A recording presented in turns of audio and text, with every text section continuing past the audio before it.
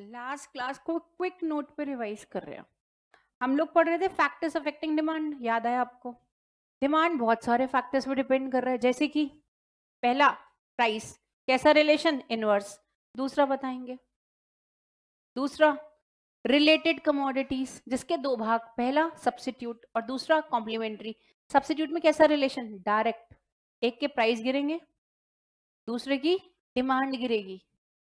अब कॉम्प्लीमेंट्री, एक के प्राइस गिरेंगे, दूसरे की डिमांड बढ़ेगी, inverse relationship, because complementary are consumed together and substitute goods are competing with goods which give same level of satisfaction.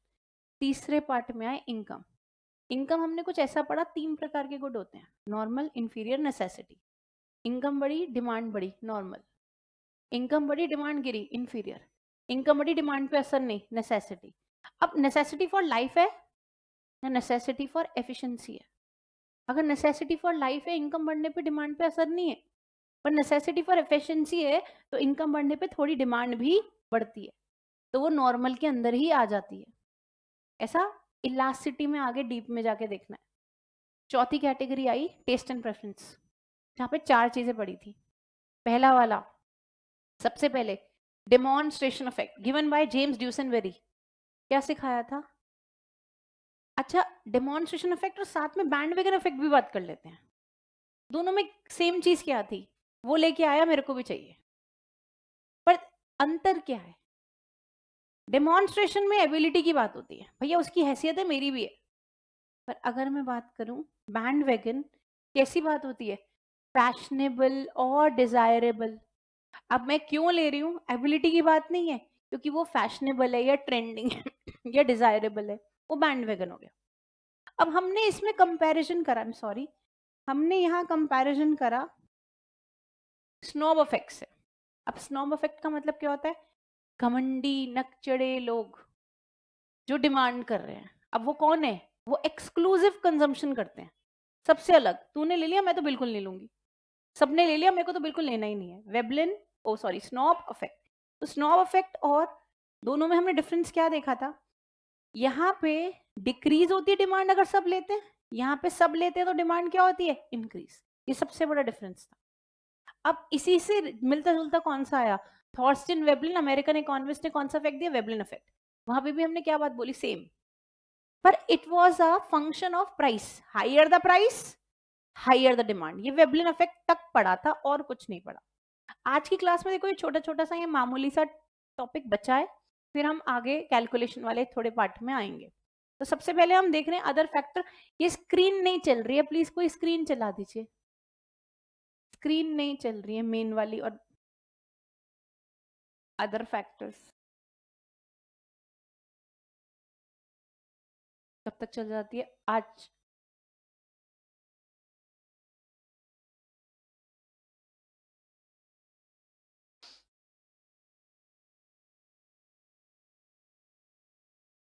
मुझे लग रहा था,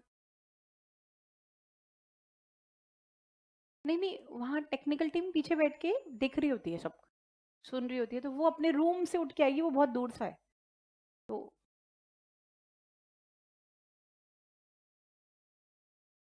आने वाले हैं वो।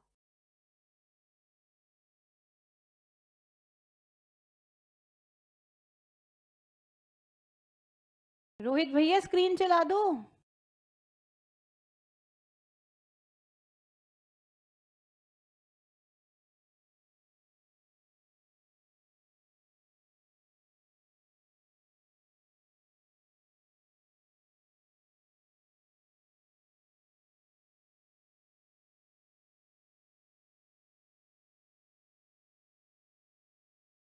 कोई भी नहीं है।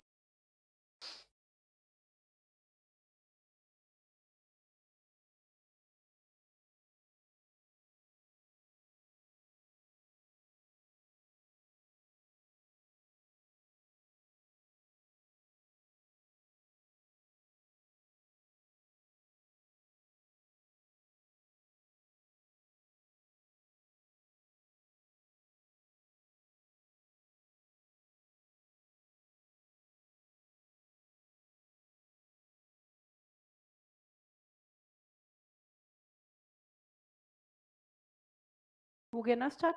चलो fifth point is other factors. Now what is other factors? ऐसे और बहुत सारे फैक्टर्स में डिमांड डिपेंड करती है, बहुत सारे फैक्टर्स.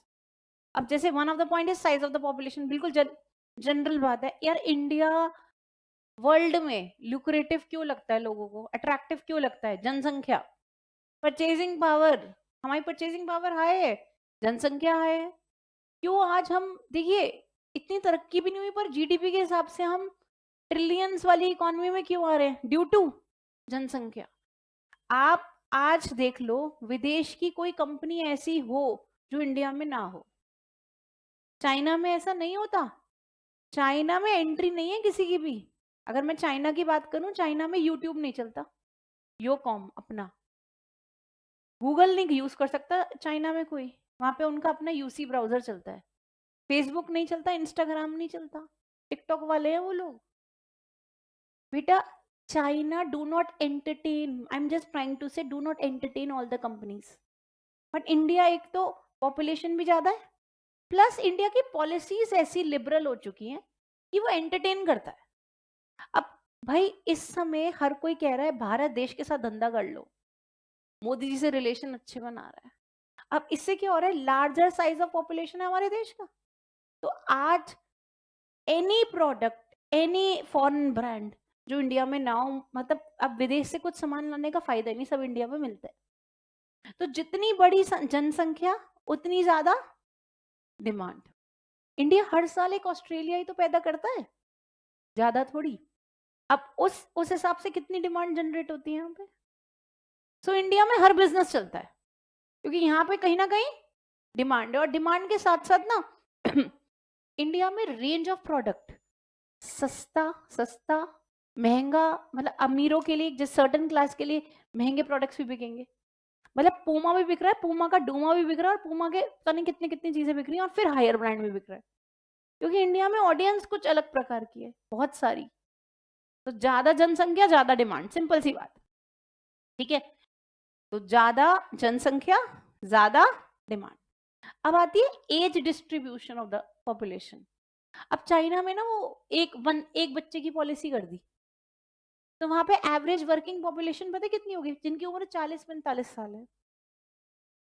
अब इसके हिसाब से देखा जाए वहां पे बहुत बड़ा नुकसान हो गया, क्योंकि वहां पे जवान लोग काम करने वाले हैं ही नहीं, क्योंकि वन चाइल्ड पॉलिसी कर दी. अब इंडिया में तो बेटे बच्चे पैदा हुए जा रहे हैं, मरने को कोई तैयार नहीं है. तो कहीं ना कहीं एज डिस्ट्रीब्यूशन में बच्चे भी बहुत हैं और बूढ़े भी बहुत हैं. तो बेटे टीवी जैसे ही आप खोलो, टीवी खोलते ही एक ऐड मुझे बहुत दिखती है, मैमी पोको पैंट्स. क्यों दिखती है? बच्चे हर दूसरी सेकंड में आ रहे हैं. और फिर बेटे बुड्ढों से रिवाइटल की ऐड करा रहे हैं. क्यों करा रहे हैं? कहीं ना कहीं कि देखो भाई तुम सलमान खान से रिवाइटल, भैया बुढ़े नहीं हो गए, खा लो. अब साइज, अब आप देख रहे हो क्या, बुढ़े भी हैं डिस्ट्रीब्यूशन में और बच्चे भी हैं. तो अगर number of children is large, demand बच्चों वाले प्रोडक्ट्स की होती है. And similarly there are more old people. दिमाग यहाँ पे देखो, अब तो ये बुढ़े कहाँ स्टिक ले रहे हैं आजकल के.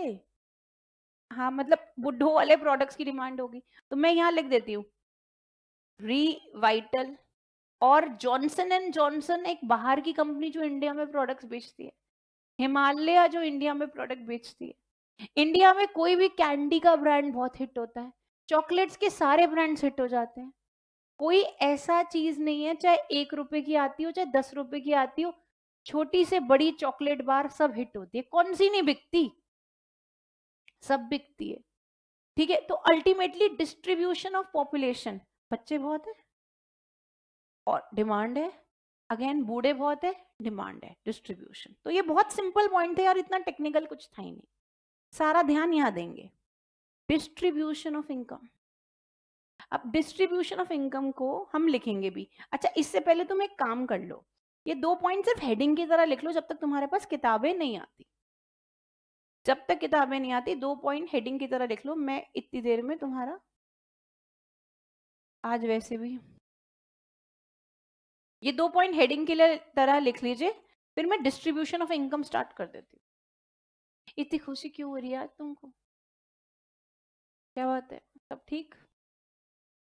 पीछे वाला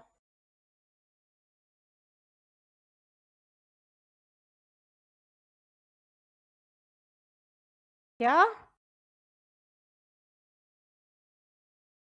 इतनी मत खुशी। मैं आज वैसे मार्केट आज 500 पॉइंट गिर गई है, पता है आपको? ऑलमोस्ट क्रैश हो चुकी है, रुक ही नहीं रही। देख, सारे स्टॉक मार्केट के सारे ब्रोकर के सर्वर इस समय क्रैश से हो रहे हैं। सारा मुद्दा है एचडीएफसी।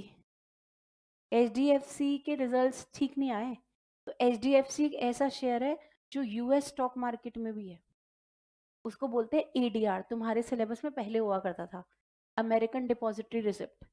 तो एचडीएफसी का एडीआर कल रात को यूएस की मार्केट में काफी गिरा हुआ था, तो एचडीएफसी गिरना था आज। अगर आप एचडीएफसी का, मैं यहाँ पे मतलब शेयर का सिर्फ चार्ट खोल दूं ना, पता नहीं अब कितना गिर चुका होगा। मेरे देखे देखे 7.5-8% शेयर गिर चुका है। 7.5% 8% एक शेयर एक दिन में गिरना किस लेवल की बात होती है?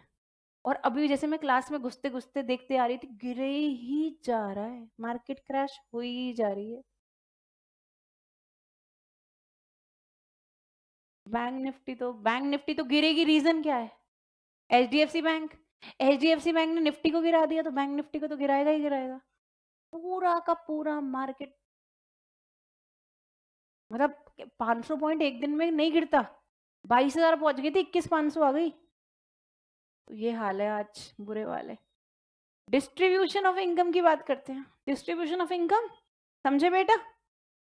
अब बेटा इसमें क्या हुआ, ये डिस्ट्रीब्यूशन ऑफ इनकम की बात अगर हम कह रहे हैं तो दो प्रकार से पैसा देशों में बटा होता है। जैसे डेनमार्क की कंट्री है, इक्वल पैसा बटा हुआ है। नॉर्वे में बराबर पैसा बटा हुआ है। और हमारा देश कैसा पैसा बटा हुआ है? अनइक्वल। अब इसमें हम बांटते हैं, अमीर कितने हैं और गरीब कितने हैं। अमीर और गरीब। अब मान लो अमीर है, रफली बोलती हूँ, रफली अमीर 10% है, मैं रफली बोल रही हूँ। और गरीब कितने? क्या आप इस श्रेणी में आना पसंद करेंगे? नो, आना ही नहीं पसंद करोगे। चलो, रिच 10%। अब इन 10% अमीरों के पास, सिर्फ रफली बात कर रही हूं, 70% दौलत है। 70% दौलत है, सारी दौलत मिला के। और इस 90% गरीबों के पास 30% है। अब ये अमीर है, अब जैसे एक मोहल्ला है, 100 लोग रहते हैं, 10 लोगों के पास तो 70 रुपया है और बाकी 90 लोगों के पास 30 रुपया है। अब मैं बात करती हूं प्रोपेंसिटी टू कंज्यूम। प्रोपेंसिटी, ये मैक्रो में पढ़ोगे, अभी सिर्फ सिंपल समझो। प्रोपेंसिटी टू कंज्यूम मतलब कंजम्पशन। अब ये कितना कंज्यूम कर लेंगे, अमीर कितना कर लेंगे? सिर्फ जितने हैं उतना ही तो कंज्यूम करेंगे, हाँ या ना? ये कितना कंज्यूम कर सकते हैं? इतना। पर औकात तो नहीं है ना इनकी, तो औकात के अकॉर्डिंग कितना कंज्यूम कर सकते हैं? 30%, हाँ या ना? तो भाई ये इतना कंज्यूम कर सकते हैं क्योंकि ये हैसियत से मरे हुए, और ये कर सकते हैं तो इतना, पर कितना इससे ज्यादा तो कर ही नहीं पाएंगे। तो यहाँ पे ऊपर क्या मामला है? अनइक्वल। अब इसके अनुसार अगर मैं देखूं, इसी लॉजिक के अकॉर्डिंग, ऐसा देश है तो P2C कम होगा। प्रोपेन अब ऐसी इक्वल है, मान लो सब इक्वल है, तो P2C क्या होगा? हाई होगा। जब पैसा बराबर बटा है तो P2C हाई होगा। अब P2C हाई होगा तो डिमांड क्या होगी? ज्यादा। और P2C कम होगा तो डिमांड क्या होगी? कम। तो ये बहुत मैटर करता है कि पैसा बटा कैसे हुआ है। मैं उस डिटेल की बात नहीं कर रही, अमीर डिमांड क्या कर रहे हैं, गरीब डिमांड क्या कर रहे हैं, पर मैं ओवरऑल नेसेसिटी यानी खाने वाले कंजम्पशन की बात करूं तो भाई ये इससे ज्यादा कर ही नहीं सकते। और ये इससे इतना करना चाहते हैं, बेचारे फंसे हुए हैं। तो हम क्या करते हैं, सरकार करती क्या है, इस चीज को नॉर्मलाइज करने के लिए इन अमीरों से टैक्स लेती है और इन गरीबों को बांटती है, जिससे क्या हो जाए, डिमांड दिखती रहे। इसको बोलते हैं आर्टिफिशियल तरीका। पर अगर इन आर्टिफिशियल तरीके को हटा दो, बोले India with zero taxation policy, तो भाई डिमांड तो कम हुई ना फिर, ऐसा देखा जाए तो ये सिर्फ उसकी बात कर रहे हैं, पॉलिसी की बात मैं कर नहीं रही। जिस भी देश में पॉपुलेशन बराबर नहीं बटी होगी तो P2C क्या होगा, कम, और डिमांड क्या होगी, कम। और जिस भी देश में बराबर बटी होगी, टैक्सेशन की बात अगेन यहां नहीं कर रहे, तो वहां पे P2C क्या होगा, हाई, डिमांड क्या होगी, हाई। मेरे साथ एक बार लैंग्वेज पे ध्यान देना, देखो क्या लिखा है। अच्छा, जनरल बात लिखी है, ज्यादा कमाई ज्यादा डिमांड, जनरल बात है ये, तो पैसा ज्यादा खर्चा ज्यादा। मेरे अगर आज मेरे जेब में ज्यादा पैसे तो मैं ज्यादा डिमांड करूंगी। The wealth of country unevenly distribute होगी, तो अमीर क्या होंगे, कम, और गरीब क्या होंगे, ज्यादा। मैंने 10 और 90 ले लिया यहाँ पे। तो under such condition P2C will be less, because अमीर लोग कितना खा पाएंगे, P2C of rich people is less than poor people, वो 10% और वो 30%। तो consequently the demand of consumer good will be less, तो डिमांड क्या होगी, less, and if the distribution is equal then the P2C will be relatively high, so indicating higher demand. Simple भाषा, please kindly make government policy constant, then we have to take this logic only. I hope you are getting my point.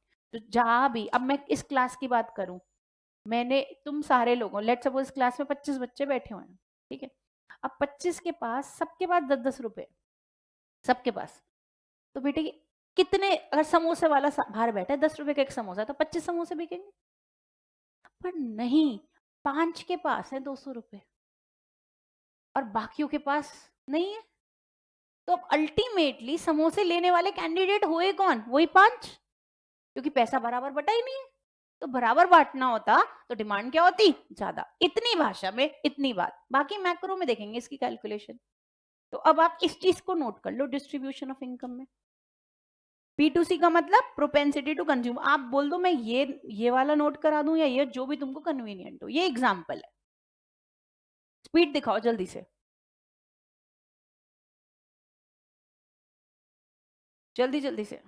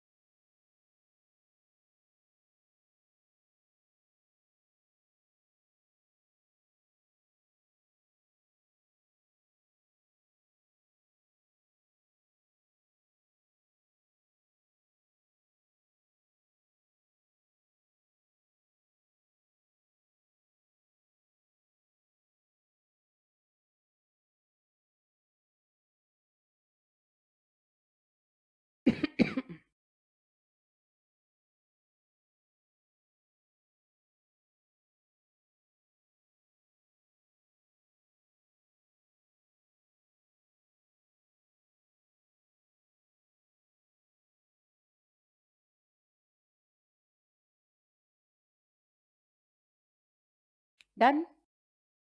चलिए अब आते हैं next point पे, उधारी, credit and interest rate. आज के समय दिन में मुझे कोई याद करे ना करे, कसम से क्रेडिट कार्ड वालों के 6 फोन आते हैं, प्लैटिनम बनवा लो, डायमंड बनवा लो, ये कार्ड बनवा लो, वो कार्ड बनवा लो। बेटे ये क्यों आ रहे हैं, क्योंकि मेरे पास शायद एक आधा क्रेडिट कार्ड है, एक नहीं, आधा नहीं, पूरा एक है, उसको टाइमली तमीज में मैं पे करती हूँ स्ट्रैटेजी की तहत, और पे करती हूँ तो मेरा सिबिल स्कोर अच्छा रहता है। सिबिल स्कोर मतलब क्रेडिट स्कोर। अब उनको पता है भाई, डेटा में सबके पास आता है, कभी मैंने CA का लोन लिया होगा, तो उनको पता है भैया प्रोफेशनल है, अर्निंग है, ITR सॉलिड है और क्रेडिट स्कोर अच्छा है। इस मारे मैं उनकी मारने वाली कस्टमर नहीं हूँ, तो वो चाहते हैं कि मैं उनसे क्रेडिट कार्ड बनवाऊं।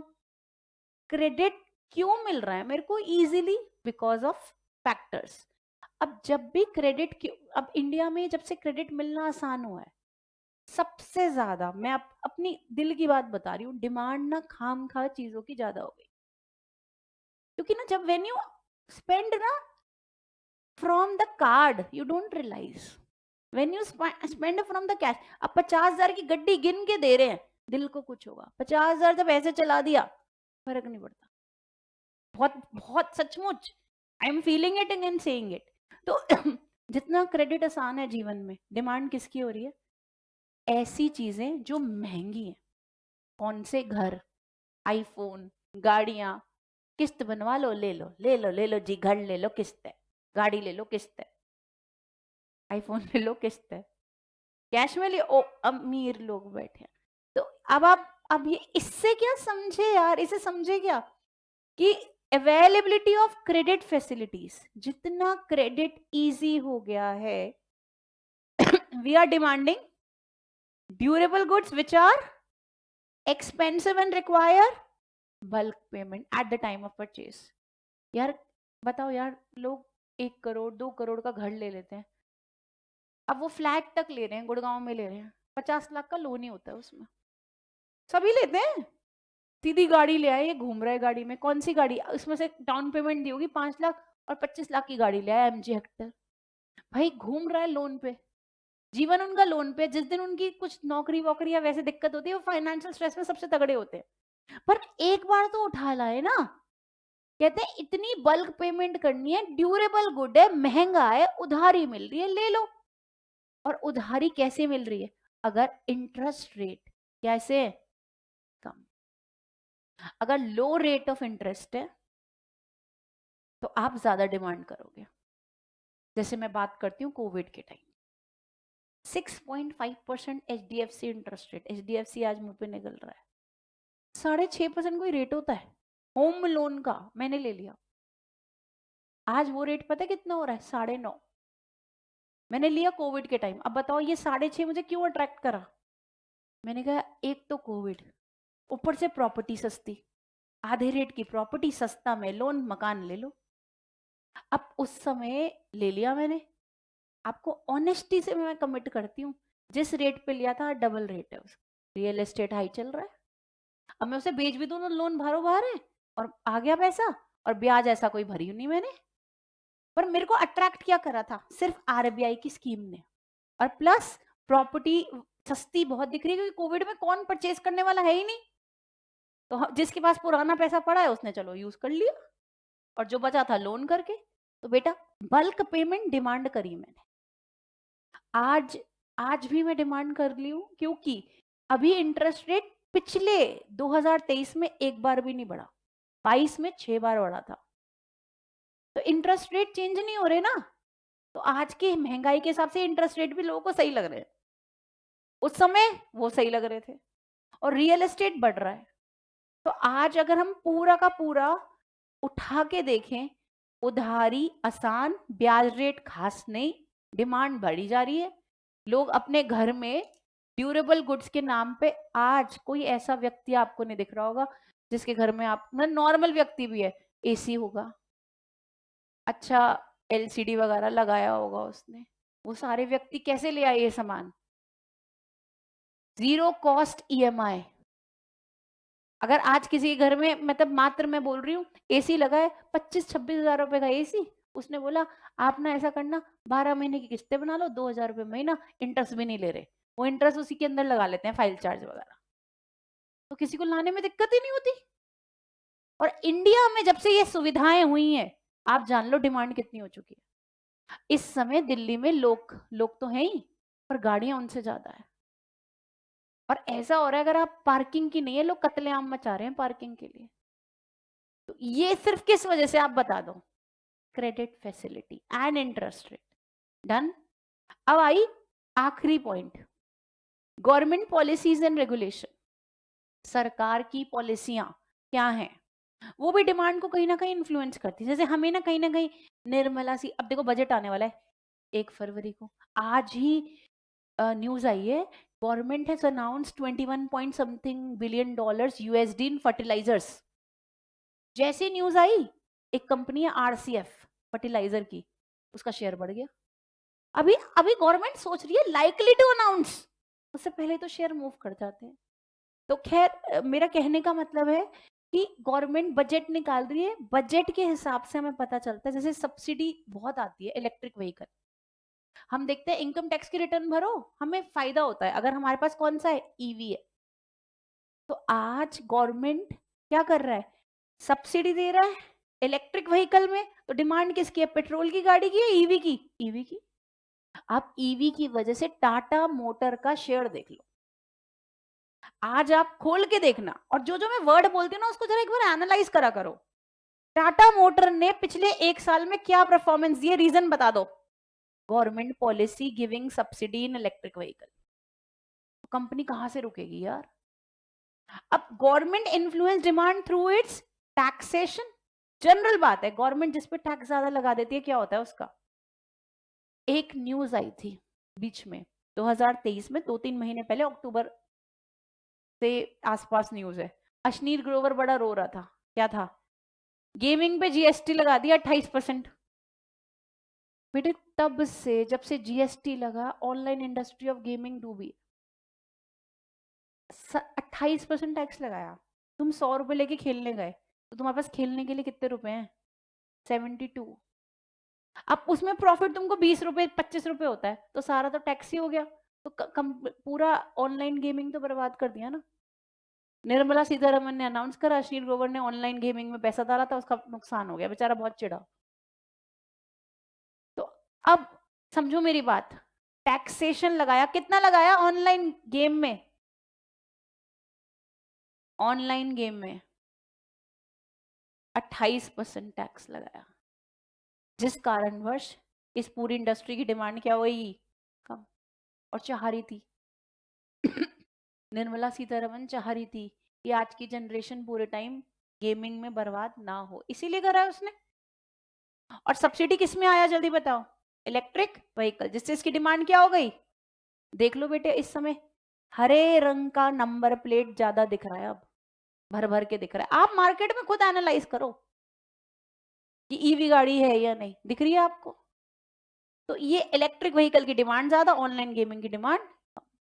तो सारा ना पॉलिसी बेस्ड गेम है हमारे देश का, पॉलिसी और रेगुलेशन, उस पर डिमांड अगेन डिपेंड करती है। तो समझो, टैक्स ज्यादा, प्राइस ज्यादा, डिमांड कम, सब्सिडी ज्यादा, प्राइस कम, डिमांड ज्यादा। तो आप लिंक करो ना, high tax, high price, low demand, high subsidy, low price, high demand. I hope it is clear. तो ये पॉइंट है, पॉइंट यहां तक तो तुम कर चुके हो, इसकी हेडिंग लिख लो, जल्दी से लिख लो। कंज्यूमर क्रेडिट फैसिलिटी किसकी डिमांड करता है, एक वर्ड लिखना, ड्यूरेबल गुड्स। ये क्वेश्चन आता है एमसीक्यू में। क्रेडिट आसान है, ब्याज कम है, क्या करेंगे, ड्यूरेबल गुड्स।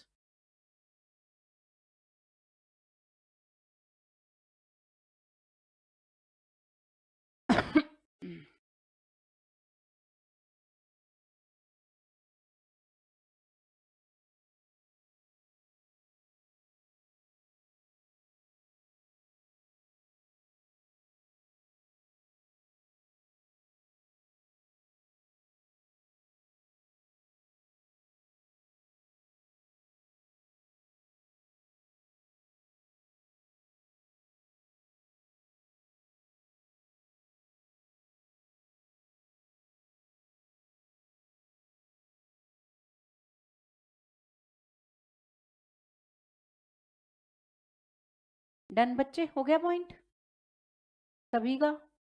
हमने कौन सा पॉइंट करा है, फिफ्थ पॉइंट। फिफ्थ पॉइंट के कितने भाग करें, 5 भाग। पहला जनसंख्या, साइज ऑफ द पॉपुलेशन। दूसरा एज डिस्ट्रीब्यूशन, सिंपल बात है। तीसरा यहां क्वेश्चन आ सकता है, P2C, बराबर पॉपुलेशन बटी है, P2C high, demand high. Unequal, P2C लो, डिमांड लो, बस इतना। चौथा पॉइंट, उधारी आसान, ब्याज कम, डिमांड ज्यादा। फिफ्थ पॉइंट, टैक्स बहुत ज्यादा, प्राइस हाई, डिमांड कम। ठीक है। And fifth point again, subsidy ज्यादा, प्राइस कम, डिमांड ज्यादा। अब आता है सिक्स पॉइंट, कंज्यूमर एक्सपेक्टेशंस। यार ये एक्सपेक्टेशंस की क्या बात होती है, हम ना हमेशा हमारा एक्सपेक्टेशन रहती है रिगार्डिंग फ्यूचर प्राइजेस, और मुझे लगता है स्टॉक मार्केट तो पूरा इसी पे बेस्ड है, रिगार्डिंग फ्यूचर प्राइस, फ्यूचर में प्राइस इसके गिरेंगे तो क्या होगा, फ्यूचर में प्राइस गिरेंगे, फ्यूचर में प्राइस बढ़ेंगे, तो करंट डिमांड इफेक्ट होती है, करंट डिमांड बहुत ज्यादा इन्फ्लुएंस होती है इससे। आपके सामने खोलती हूँ एक चीज, नहीं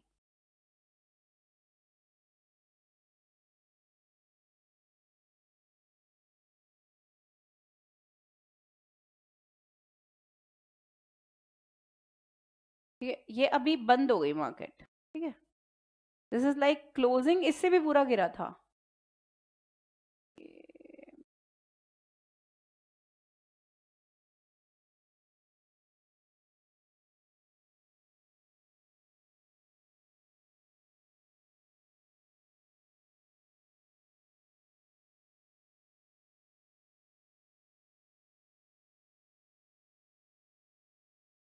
ध्यान से देखना बेटा, अगर तुमको ये दिख पा रहा है या नहीं मुझे। HDFC बैंक पूरा अगर शेयर देखें आज के दिन का, आज का दिन, ये सिर्फ आज का दिन है, आज ये वन डे मैंने चार्ट लगाया हुआ है, आज का दिन, ये कल ये शेयर इतना था, can you see this share, ये इतना था कल ये शेयर, और आज आप अपने पास से देखो ये शेयर कहाँ पहुंचा है, can you see this share, मतलब it is like from this point to this point in one single day, and यहाँ पे कैलकुलेशन कह रही है ये आज 150 मतलब 141 पॉइंट गिरा है और -8.44%। तो अगर मैं इसमें 150 पॉइंट का प्लस लूं तो यहाँ थे कल और यहाँ आ गए, और ये स्ट्रॉन्गेस्ट शेयर है इंडिया का। स्ट्रॉन्गेस्ट क्यों? Number 1 bank of the country. और अगर मैं बात करूं इंडिया का सारी स्टॉक मार्केट को चलाने वाला कौन है? निफ्टी। तो उस निफ्टी जो जितनी गिरी है, अब निफ्टी पता है कितनी गिरी है, देखो अगर तुम ध्यान से देखो कितनी गिरी है, 2% गिरी है। कितने पॉइंट्स गिरी है? 460 पॉइंट, मतलब 22,000 थी और 22,000 से इतनी गिर गई, यानी इतने पॉइंट्स गिरी है। इसमें जो गिरने का, इसके गिरने का कम से कम 350 पॉइंट इसका गिरने का कारण HDFC अकेला है, अपने आप में अकेला। और कभी मैं ये हटा दूं, 1 मिनट दे दो,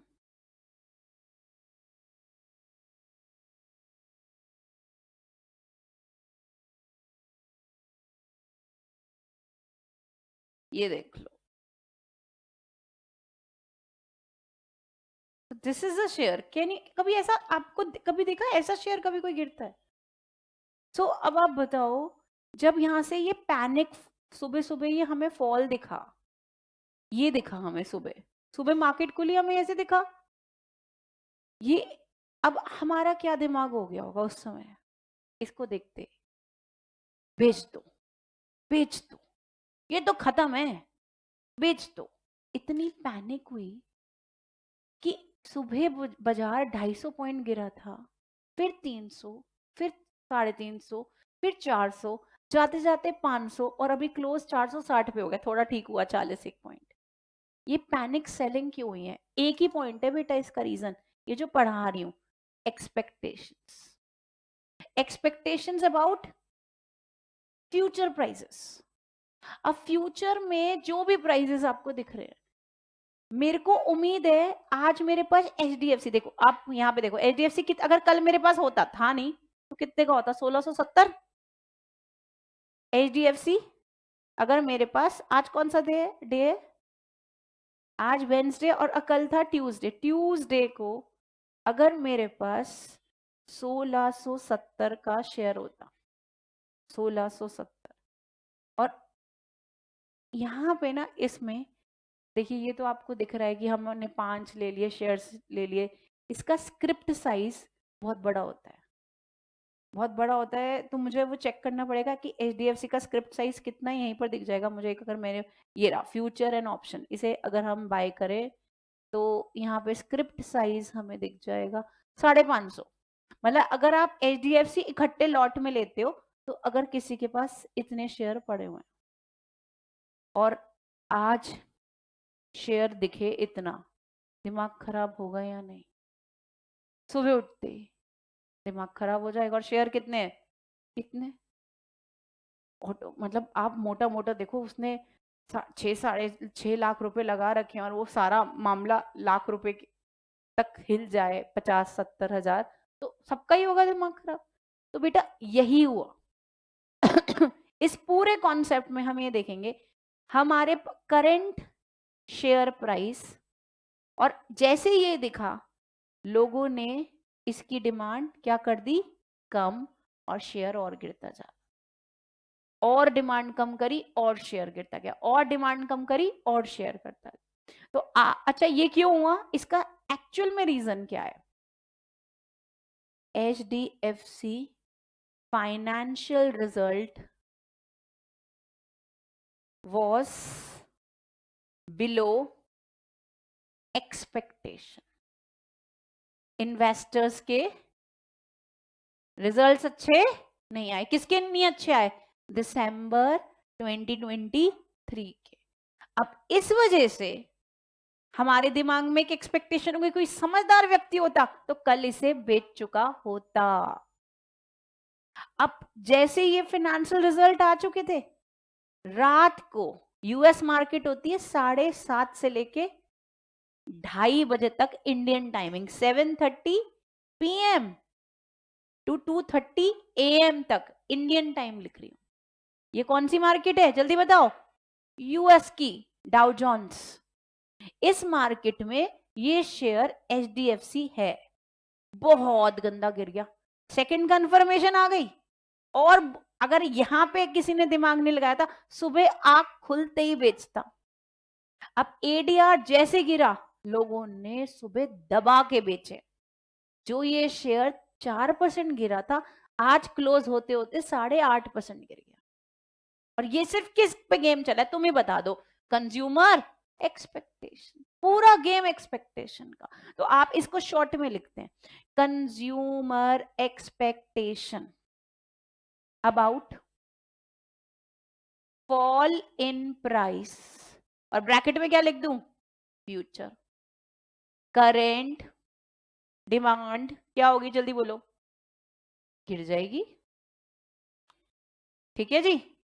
consumer expectation about rise in price.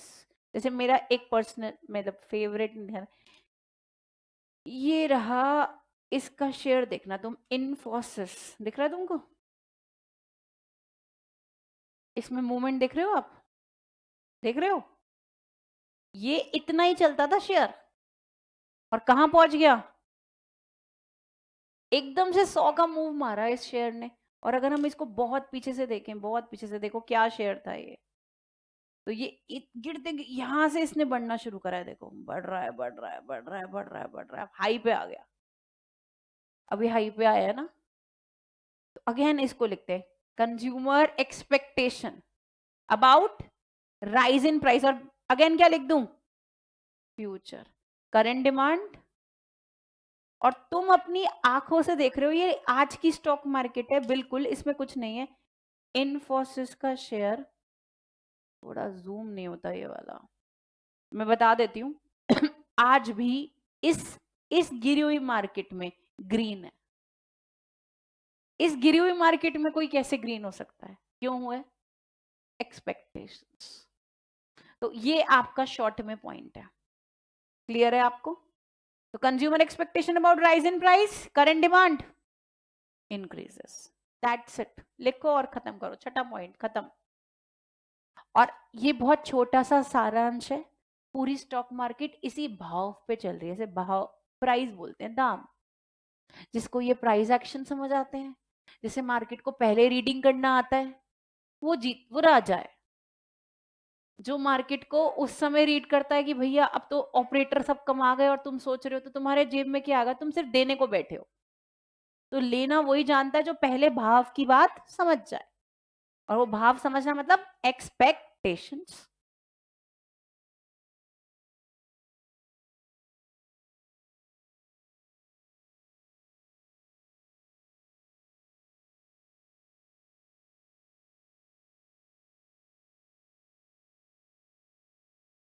Done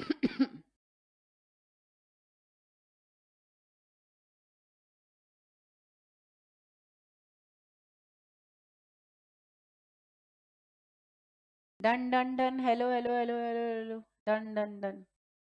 चलो अभी यहां पे आता है डिमांड का फंक्शन। डिमांड एक डिपेंडेंट चीज है, बहुत सारी चीज पे डिपेंड कर रहा है, पढ़ लिया ना, प्राइस पढ़ लिया, रिलेटेड कमोडिटी पढ़ लिया, price of related commodity X, price of related goods, income, taste, future, other factor, सब पढ़ लिया तुमने। ठीक है, अब ये बहुत ही आसान सा आता है जो तुमने बचपन में भी पढ़ा होगा, लॉ ऑफ डिमांड। पर मुद्दा ये है कि इसमें मैं वो बात बताना चाहूंगी जो तुमने बचपन में नहीं पढ़ी। एक तो पहली बात, law of demand Alfred Marshall ने दिया, क्वेश्चन आता है किसने दिया? अल्फ्रेड मार्शल ने। और अल्फ्रेड मार्शल ने लॉजिक समझाया इसका। अल्फ्रेड मार्शल क्या कह रहे हैं लॉ ऑफ डिमांड समझाते हुए? एक बहुत सिंपल सा लॉजिक है। उन्होंने यहाँ पे दो प्रकार के गुड्स लिए, एक गुड का नाम लिया लुई विटॉन, लुइस विटॉन, ठीक है, उन्होंने नहीं लिया, मैं ले रही हूं, पर है अल्फ्रेड मार्शल की थ्योरी, ठीक है। और यहां पे उन्होंने क्या लॉजिक लगाया कि पूरे दुनिया में 1% लोग अमीर है, पूरी दुनिया में। ये इनका लॉजिक है इस कंपनी का। और ये जो 1%, जो 1% अमीर लोग हैं, वो हमारे पर्स की डिमांड करेंगे, सिर्फ 1% लोग। तो हम अपनी पर्स की कीमत इंडियन रुपीस में 2.5 लाख रुपए से स्टार्ट करेंगे। 2.5 लाख रुपए का इतना छोटा सा पर्स मिलता है एलवी का, ओरिजिनल, कॉपी नहीं। दिल्ली में लोग कॉपी बहुत लेके घूमते। अब वो 2.5 लाख का इतना छोटा सा टिड्डा सा पर्स जो जनपद में 250 का मिलता है, वो कौन लेगा? वो कौन लेगा? बिकॉज इसके प्राइस बहुत हाई है, इसकी डिमांड क्या है? बस 1% जनता ही तो ले रही है यार। तो इस कंपनी की पॉलिसी है, कह रहे हम चाहते ही नहीं ज्यादा जनता ले, क्योंकि हम, हमारी पॉलिसी क्या है? हाई प्राइस लो डिमांड, हाई प्राइस लो डिमांड। अब कॉन्सेप्ट क्या है?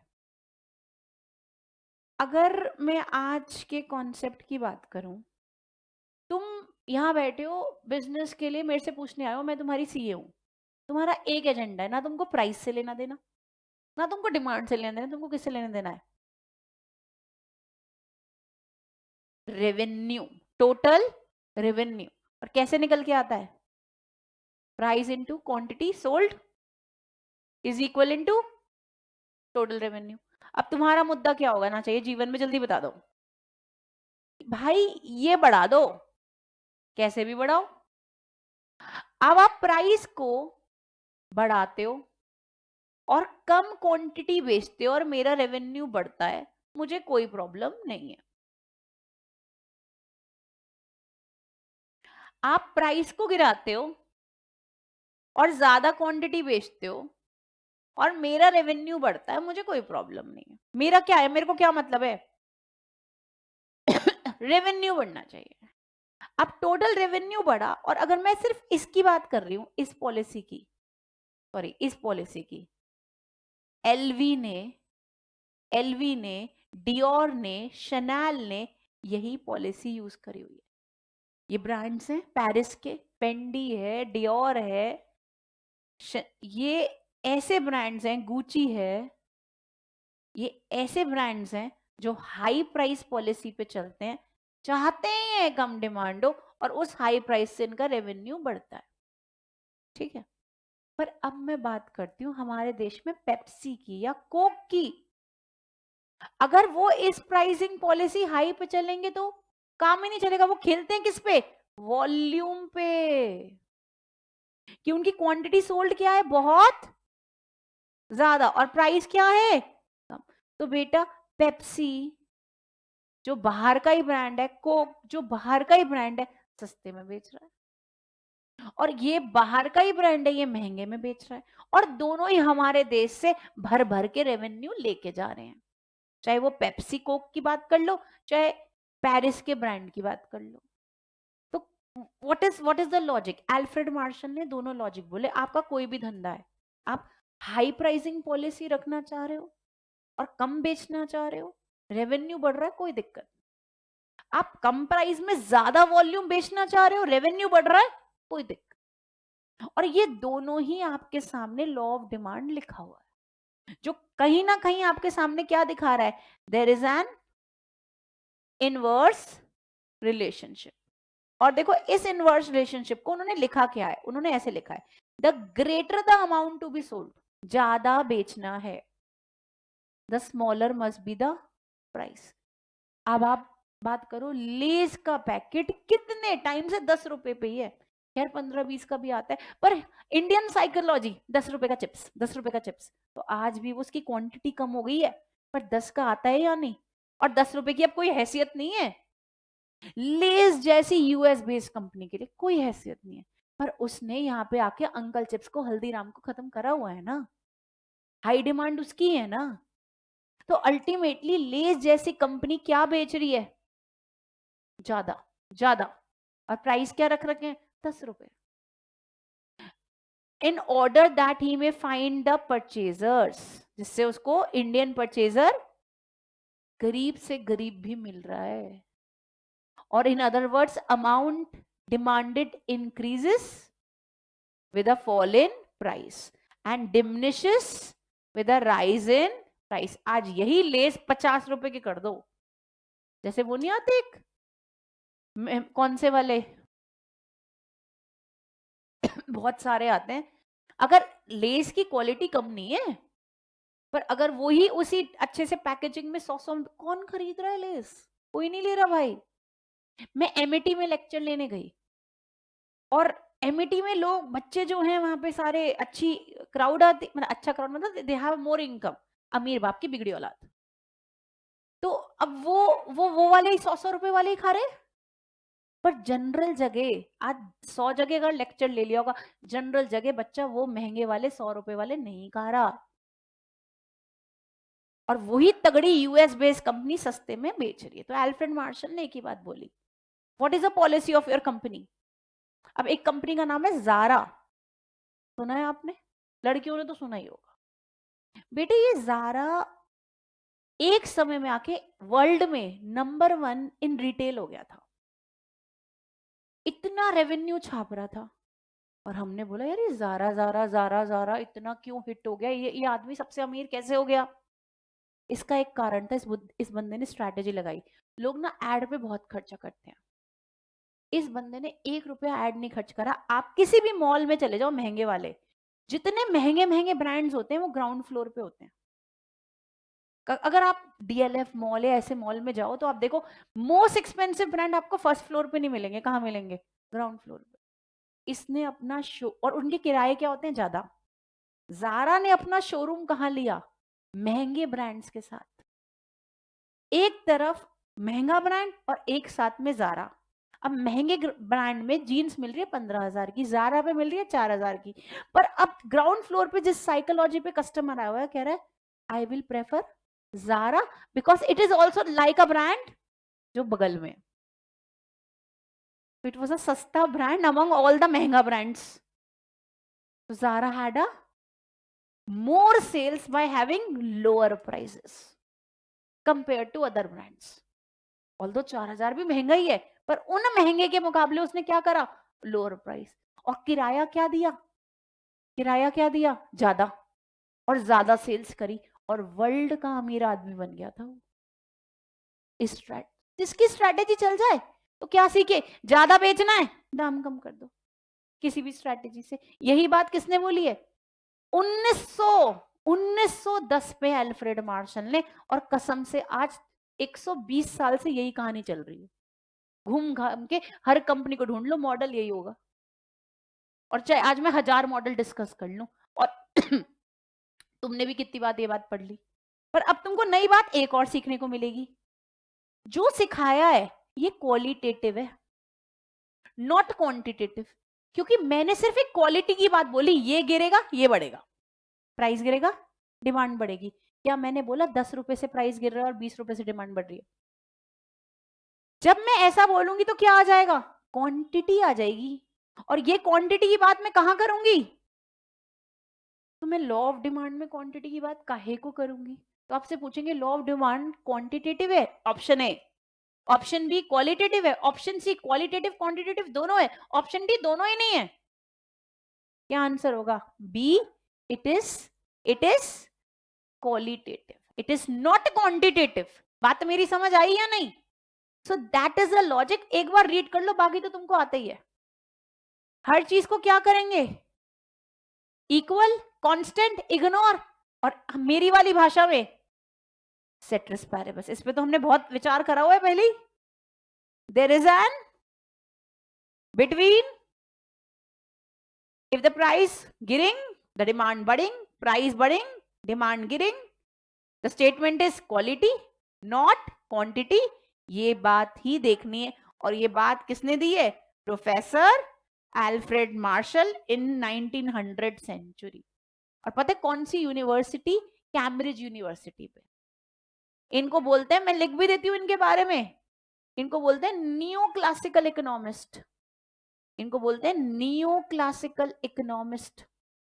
कई बार सवाल आ जाता है, न्यू मैम, न्यू मतलब न्यू क्लासिकल मतलब वो पुराने जमाने के नए वाले। और क्लासिकल इकोनॉमिस्ट कौन से हैं? Adam Smith. ये न्यू क्लासिकल है। ये कैम्ब्रिज यूनिवर्सिटी के नंबर 1 प्रोफेसर थे। इनके अंडर सबने अपनी पीएचडी कर दी इकोनॉमिक्स में। सब पीगू वीगू जो आगे जितने भी इकोनॉमिस्ट पढ़ोगे सब इनके अंडर थे। तो ये पापा है, ही इज अ फादर, इनको ऐसे बोलते हैं father of new classical economist. तो जितने भी 1900 सदी के इकोनॉमिस्ट आए उनके पापा जी हैं, इन्हीं के अंडर पीएचडी हुई सबकी। आ गई बात समझ? तो मैम लॉ ऑफ डिमांड कुछ नहीं देखा आपने, कुछ नहीं बताया, पर आपने ये बातें बताई जहां से क्वेश्चन आएंगे, मैं उन्हीं पे ज्यादा फोकस कर रही हूँ। अच्छा, अब ये जब हम बात कर रहे हैं ये गिरेगा ये बढ़ेगा, तो हमने किस किस को कांस्टेंट करा? जल्दी बताओ। रिलेटेड गुड्स को नो चेंज, कंज्यूमर इनकम को no change, taste and preference को no change, no expectation in future price, और लॉ में not apply to prestige, gold silver, महंगे महंगी चीजों पे ये लॉ नहीं लगता। डायमंड पे लगेगा, गोल्ड पे लॉजिक ही नहीं है। अब डायमंड क्यों बोलते हैं? जितना महंगा डायमंड, जितना महंगा गोल्ड, उतनी आपकी प्रेस्टीज बढ़ रही है। तो भैया लॉ कहां से लग जाएगा? डायमंड सस्ता, तो फिर लॉ का मतलब ही नहीं है। तो लॉ तभी लग रहा है when it is not a prestige value. आ गई बात समझ? तो यहां पे हमारा ये छोटा सा लॉ ऑफ डिमांड खत्म होता है। जल्दी से मेन मेन बातें लिखेंगे, मेन मेन बातें, स्पीड में, स्पीड।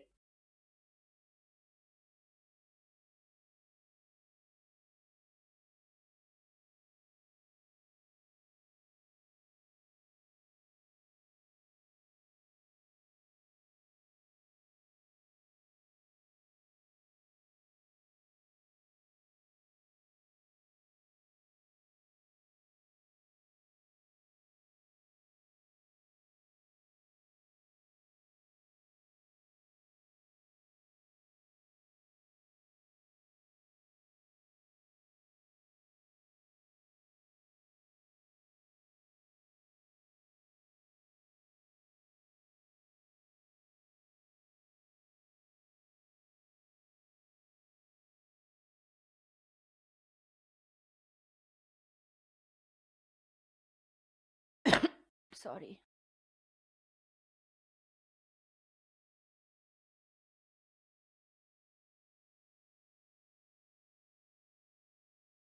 क्या क्या बातें लिखी है? Law of demand given by professor Alfred Marshall, known as father of new classical economist. इन्होंने क्या बोला? ज्यादा बेचना है तो दाम क्या होना चाहिए? कम। इसकी वजह से रिलेशनशिप कैसा है? इनवर्स, इनवर्स रिलेशनशिप है। और बाकी सारी चीजें क्या है? सेट्रस पैरेबस। और ये स्टेटमेंट इन्होंने कैसे दी है? क्वालिटेटिव। इन्होंने कोई भी नंबर नहीं बताया, कोई नंबर गेम नहीं है इस लॉ में। सिर्फ क्वालिटी है कि ऐसा होता है। बहुत कंपनियां, पेप्सी और less lower price policy follow कर रही है, ज़ारा ने लोअर प्राइस करा, Louis Vuitton, Gucci, Armani high price policy follow कर रही है। तो भाई डिपेंड कर रहा है कौन सी कंपनी है, कैसे काम कर रही है।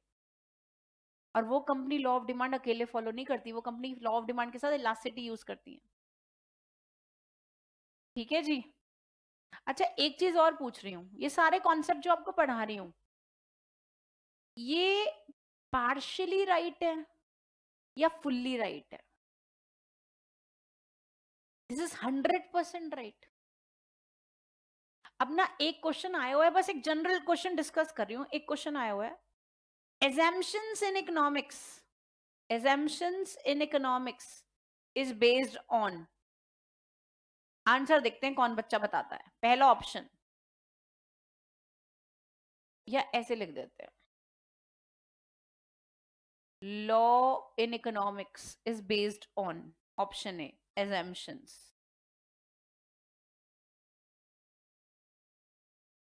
option B, hypothesis, option C, validated hypothesis,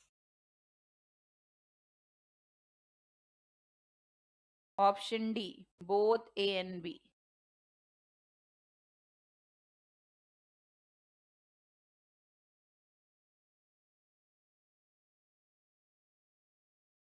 तुमने पहले पढ़ा हुआ है? तो क्या हुआ था फिर, ड्रॉप कर रहा था?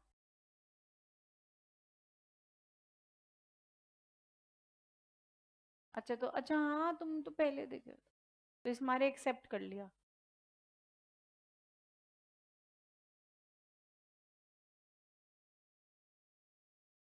चलो बढ़िया। हाँ जी, लॉ इज बेस्ड ऑन,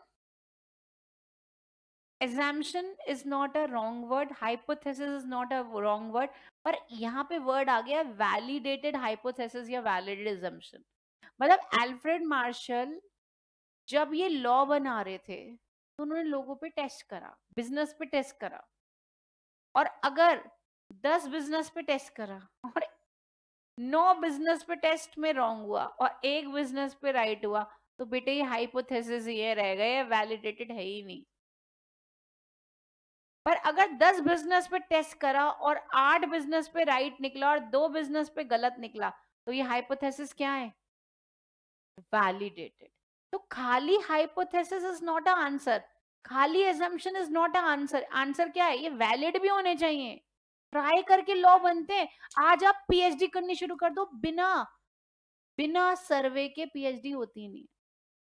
जितने लोग डॉक्टरेट कर रहे हैं, पीएचडी कर रहे हैं इकोनॉमिक्स में या फाइनेंस में, पहले वो लोग क्या करते हैं, सर्वे, फिर देखते हैं सैंपल में से कितने लोग इस बात को हाँ कह रहे हैं, और सैंपल सर्वे के हिसाब से रिजल्ट आता है। तो मेरे दोस्त बहुत पीएचडी कर रहे हैं, तो मैं उन्हीं की सर्वे की बात कर रही हूँ। अगर आज उन्होंने डेटा में से ज्यादा लोगों ने हाँ करी है, तभी वो बोलते हैं हमारे हाइपोथेसिस वैलिड हैं। और अगर मैंने बोल दिया हाइपोथेसिस है, ऐसा होता ही है, तो बेटे हाइपोथेटिकली बात रह सकती है, पर वैलिडेशन से इसके चांसेस क्या हो गए, ज्यादा। आ गई बात समझ? तो ये प्रश्न एक बार आया हुआ है, इसने मैंने डिस्कस कर लिया, किताबों में ये क्वेश्चन नहीं दिया हुआ, फोटो खींचनी है लिख लो कहीं पे भी नोट में जल्दी से, ये कहीं पे भी नहीं रखा, एक बार आईसीआई ने कभी पूछा था, इसीलिए मैंने ये डिस्कस कर लिया।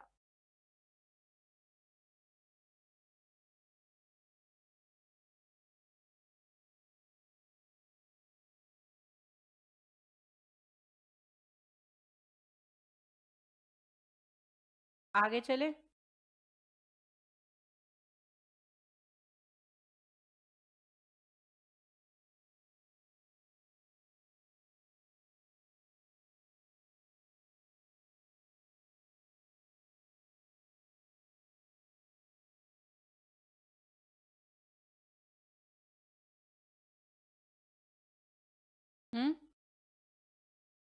now now we have the things, demand schedule, another we have demand curve, and from demand curve we have certain reasoning, बहुत मामूली सी बातें हैं और फिर रीजनिंग की बातें हैं।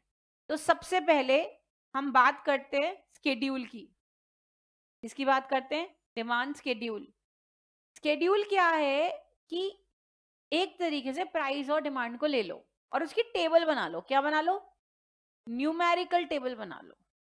और न्यूमेरिकल टेबल में अलग अलग क्वांटिटीज लिख लो, अलग अलग प्राइजेस लिख लो। अब मुद्दा है यहाँ पे, कंफ्यूजन ये आती है, ma'am what is the difference between demand and quantity demanded? Anyone in this class जिसको आता हो पहले से ही?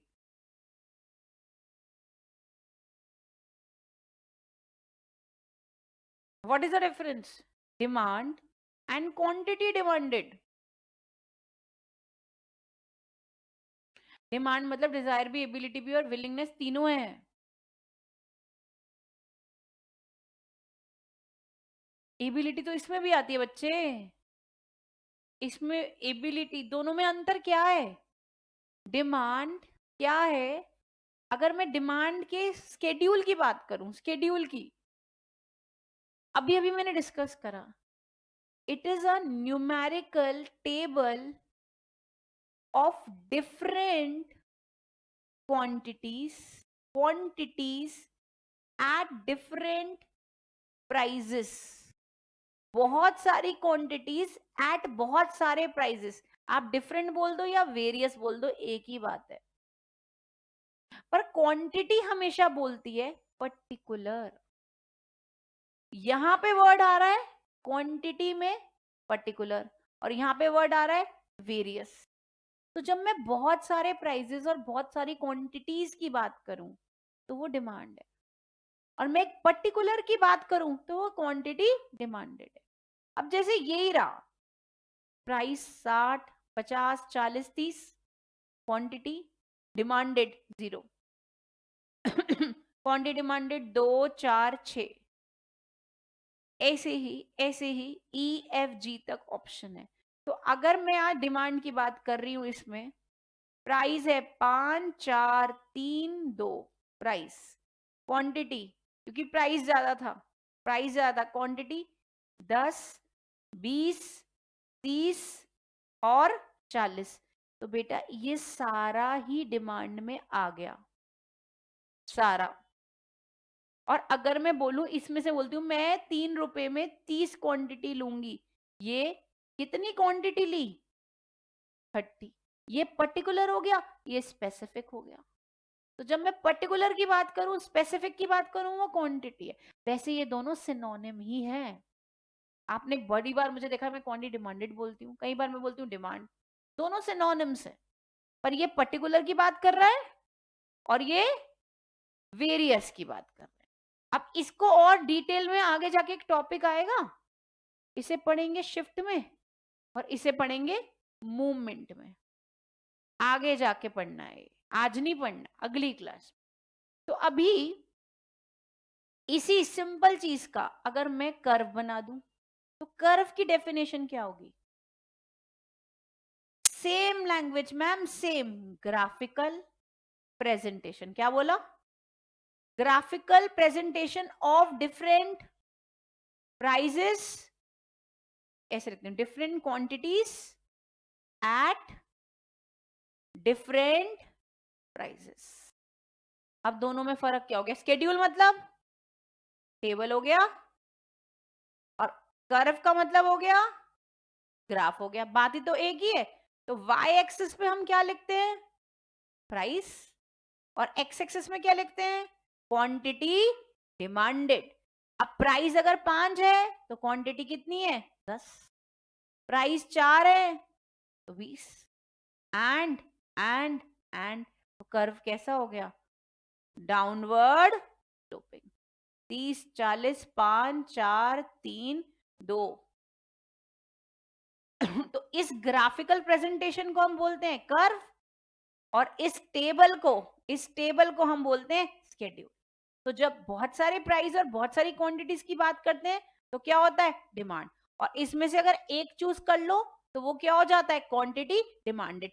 तभी हम एक्स एक्सिस में क्या लिखते हैं? Quantity demanded. और वाई एक्सिस में क्या लिखते हैं? प्राइसेस। बहुत सिंपल सी बात है, हमें आती भी है, पर एक बार हम अपने आप को याद दिला रहे हैं, इसलिए मैं बहुत स्पीड मोड पे करा रही हूँ ये बात। अब फिर दोबारा अपनी किताब से देख लेते हैं जल्दी से। ये क्या बना हुआ है? It is individual demand schedule. Prices 60, 50, 40, 30, 20, 10। Quantity demanded 2, 4, 6, 8, 10, 12। Price गिरते जा रहे हैं, डिमांड क्वांटिटी डिमांडेड बढ़ती जा रही है।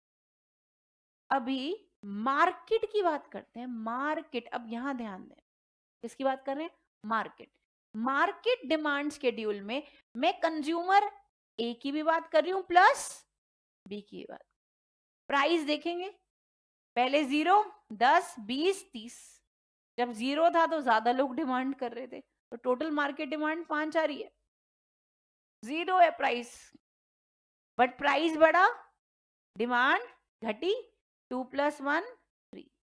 प्राइस बढ़ा, डिमांड कम हुई। 1 + 0 1। प्राइस और बढ़ा, 0 + 0 0। तो अभी हम अगर बनाएं, यहां पे हमने बनाया है कंज्यूमर ए का, यहां बनाया कंज्यूमर बी का। कंज्यूमर ए का, ठीक है, 30 पे 0, 20 पे 1, 10 पे 2 और 0 पे 3। ठीक है, ऐसे ही हमने बी का भी बना दिया। 20 पे 0, 10 पे 1, सॉरी एंड 0 पे 2। तो ये बी का भी बन गया। अब दोनों को जोड़ के बनाना है। 0 पे ध्यान से देखेंगे, 0 पे यहां से 30 पे 0, 20 पे 1, 10 पे 3 और 0 पे 5। तो अभी आपने क्या देखा है? ये प्राइस और ये देखा है, इससे ये मार्केट डिमांड कर्व बन रहा है। किसका? गुड एक्स का, जहां पे ए प्लस बी को जोड़ दिया गया है। Are you getting my point everyone? तो ए प्लस बी को छोड़ा है। अभी अगर मैंने पहला वाला कर्व बनाया अगर मैं बोल रही हूं मैं कंज्यूमर ए का बना रही हूं, तो मैं सिर्फ ये चेक करूंगी। अगर मैं बी का बना रही हूं तो मैं प्राइस और ये चेक करूंगी। और अगर मैं दोनों का मार्केट का देख रही हूं तो मैं ये प्लस प्राइस चेक। ठीक है, और अकॉर्डिंगली मेरे यूनिट यानी गुड एक्स का ए का, बी का और पूरी मार्केट का बन जाएगा। किसी को भी अनक्लियर है? बिल्कुल बेसिक काम है, सभी को क्लियर? अच्छा, अब मैंने एक काम करा, जब मैंने इन दोनों को जोड़ा तो 5 आया। अच्छा, जोड़ा कैसे? वर्टिकली जोड़ा या हॉरिजॉन्टली जोड़ा? वर्टिकली जोड़ा या हॉरिजॉन्टली जोड़ा? हॉरिजॉन्टली जोड़ा। हॉरिजॉन्टली जोड़ना मतलब सम को हम यहां पे बोलेंगे समेशन। समेशन। तो यहां पे वर्ड आ रहा है market demand curve is horizontal summation of individual demand schedule. आई बात समझ? तो बना कैसे मार्केट वाला? मैंने इन सबको जोड़ दिया तो मेरे पास मार्केट डिमांड आ गया। आ रही है बात समझ? इज दैट क्लियर और नॉट टू एवरीवन? तो ये, अच्छा, इसको क्या बोलोगे? इतने को इंडिविजुअल। इसको क्या बोलेंगे? इसको और इसको इंडिविजुअल। और अगर मैं बात करूं इनको जोड़ने से, जब ये क्रिएट हो गया और ये देखेंगे तो मार्केट का आ गया। तो ये दोनों को जोड़ा तो इसको बोलेंगे हॉरिजॉन्टल। जोड़कर सम लिया तो हमारे सामने इंडिविजुअल डिमांड शेड्यूल आ गया। ठीक है, डन एवरीवन? This happened. अब डिमांड कर्व सिंपल आपके सामने, ग्राफिकल प्रेजेंटेशन ऑफ डिमांड जो आपने ऊपर देखा। ये टेबल है, आप कोई भी टेबल बना लो यार जीवन में, कोई भी टेबल। 1, 2, 3, 4, 5। प्राइस क्या हो रहे? बढ़ रहे। अच्छा, प्राइस ज्यादा तो 100, प्राइस बढ़ा तो 80, 60, 40, 20 क्या है, क्या बनाया, नाम बोलो इसका, इसका नाम बता दो। प्राइस, क्वांटिटी, डिमांडेड, नाम क्या बोलूं? Individual, individual, demand, schedule, done. और इसी चीज को का ग्राफ बना दूं तो प्राइस 1, 100 एंड ऐसे और ऐसे और ऐसे, यही बनेगा। क्या बोलोगे, इसका नाम बोलो जल्दी। Individual demand curve. हाँ, अब ये था बेटा ए का, इसमें बी और जोड़ दो, 80, 60, 40, 20 और 0, ठीक है। अब जोड़ेंगे तो क्या आ गया, जल्दी बताओ। ए प्लस बी, मार्केट आ गया, 180, 140, 100, 60, 20। अब ये 20 आया तो क्या, इसको क्या बनाएंगे? अगर मैं कंपेयर कर रही हूं सिर्फ इसको, इस प्राइस को और इसको, क्या नाम बैठेगा?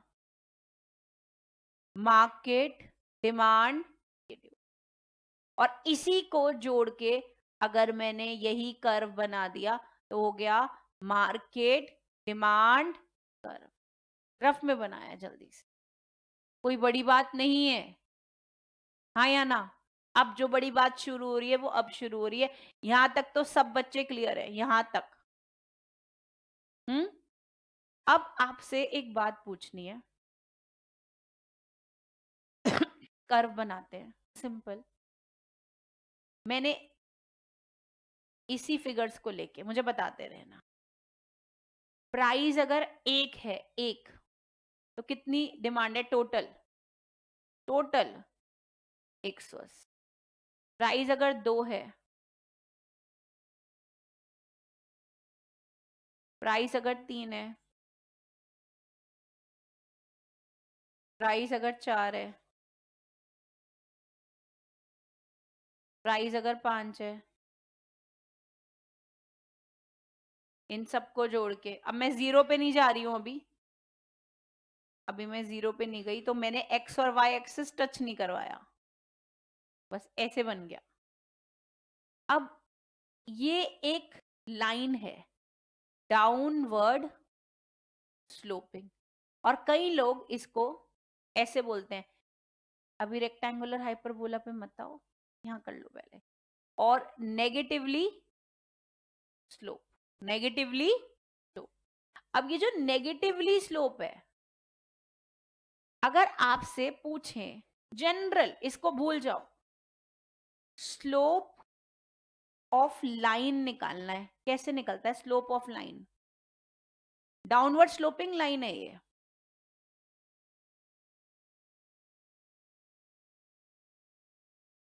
स्लोप ऑफ लाइन कैसे निकलता है? How we calculate a slope of a line? क्योंकि इट इज, जब भी आप निकालोगे, it is y2 minus y1 upon x2 minus x1, ऐसे निकलता है। या फिर मैं इसको ऐसे लिख देती हूँ, delta y by delta x। अब अगर आपसे पूछें ये डिमांड कर्व है, इसका स्लोप पूछ लें आपसे, आपसे पूछें इसका स्लोप निकाल के बताएं, स्लोप ऑफ डिमांड कर्व, तो हम क्या बताएंगे? इसी का स्लोप, डिमांड कर्व का। सीधी भाषा में तो बोलोगे डाउनवर्ड स्लोपिंग है, पर अगर आपको निकालने के लिए बोले तो कैसे निकालोगे? तो आप ऐसे बोलोगे, डेल्टा वाई, वाई एक्सिस में कौन है? प्राइस। एक्स एक्सिस में कौन है? Quantity demanded. अब इसके अनुसार डेल्टा पी बाय डेल्टा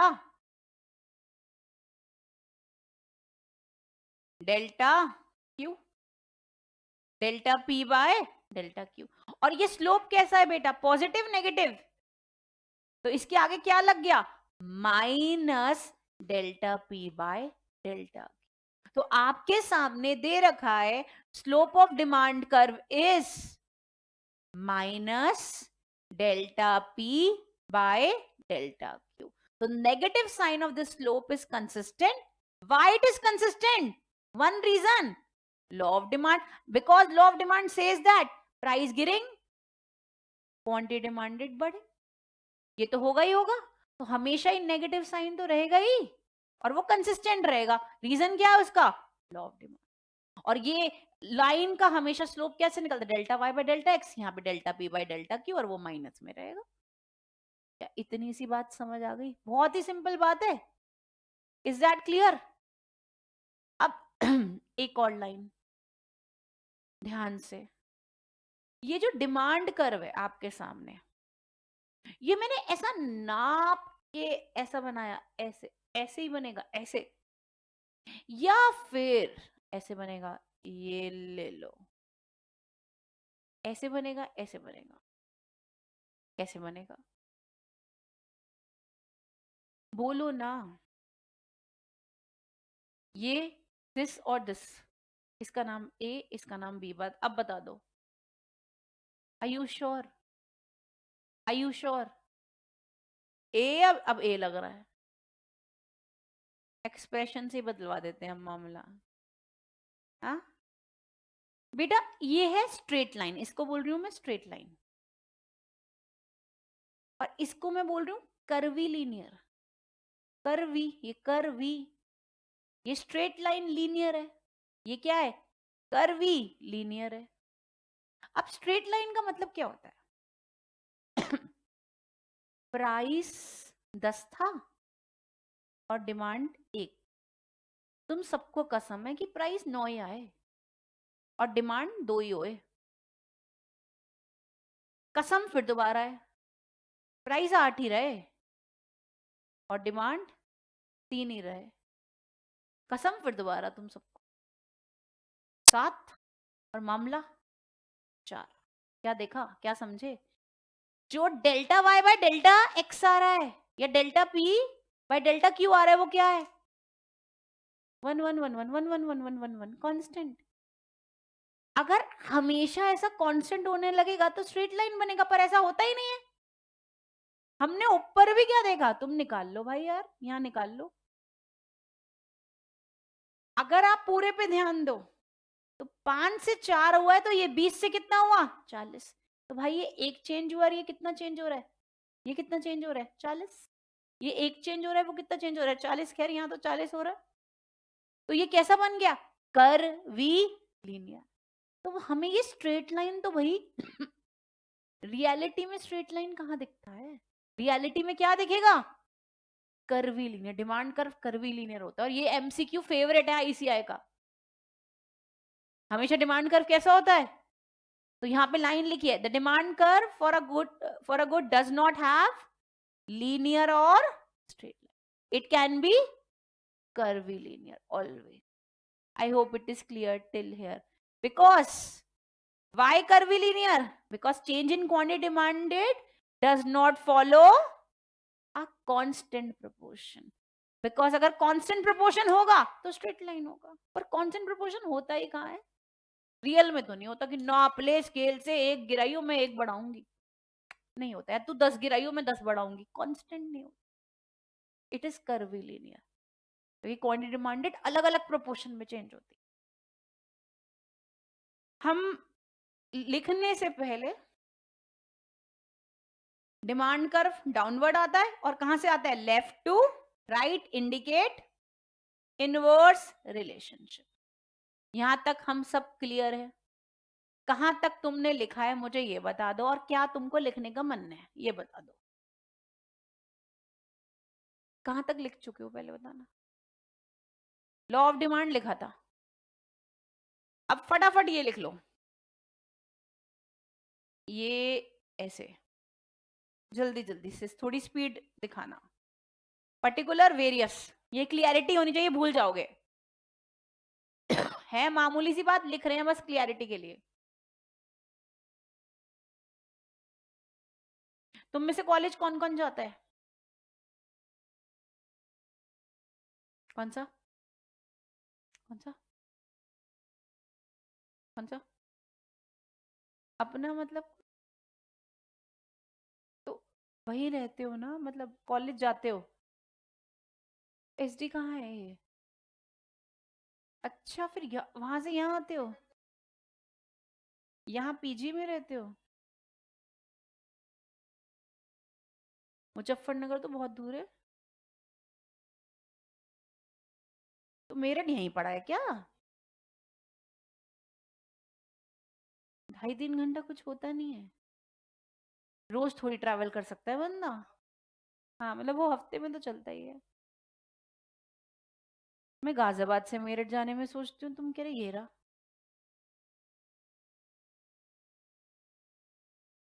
पर अब वो हाईवे बढ़िया हो गया है। एक्सप्रेस वे से जाते हो वो? बड़ी उसी से जाते हो तुम? बहुत शॉर्ट पड़ता है।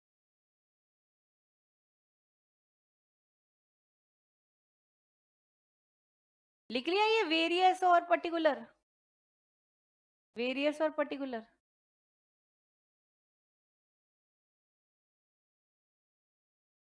एक जमाने में जब हाईवे नहीं थे, हरिद्वार जाना है तो मुजफ्फरनगर आ जाता, सोचते थे आधा रास्ता हो गया। अगर हरिद्वार जाना तो हाफ वे है ना, from Ghaziabad to Muzaffarnagar, half way to Haridwar. तुम्हारा डेस्टिनेशन पॉइंट रुकने का। फेमस है ना वहां पे पकौड़े।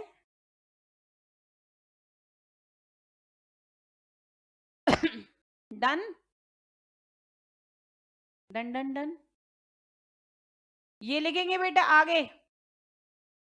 Graphical presentation is curve, tabular presentation is schedule, graphical presentation is curve.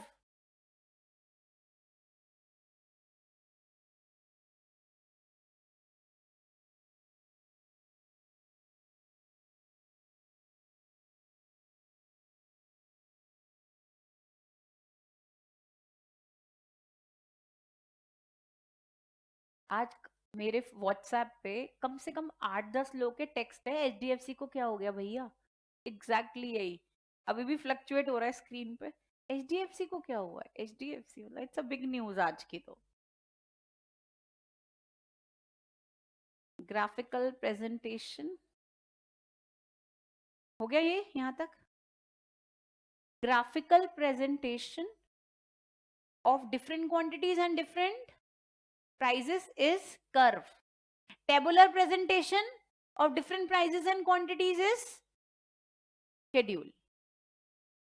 अच्छा एक और तरीका है ना, अगर मैं ऐसे ही बोल दूं ग्राफिकल प्रेजेंटेशन ऑफ स्केड्यूल इस कर्व, ठीक ही बात।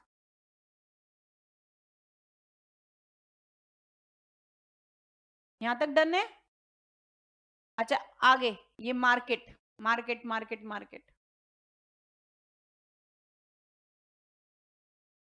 ए का अलग बना बी का अलग बना, दोनों को जोड़कर। अच्छा मार्केट के लिए लैंग्वेज क्या यूज करोगे? हॉरिजॉन्टल, तुम बताओ यार जल्दी बोलो। हॉरिजॉन्टल समेशन, हॉरिजॉन्टल यहां से देखो, हॉरिजॉन्टल समेशन। वर्ड क्या है मार्केट के लिए? Horizontal summation of individual schedule becomes market. Done.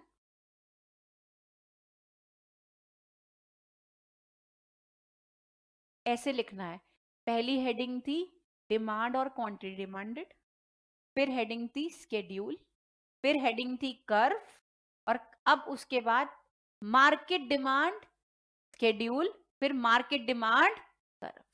अब मार्केट डिमांड स्केड्यूल कैसे आ गया? Horizontal summation. खैर किताब मिलेगी सब मिल जाएगा, कोई बड़ी बात नहीं है ये।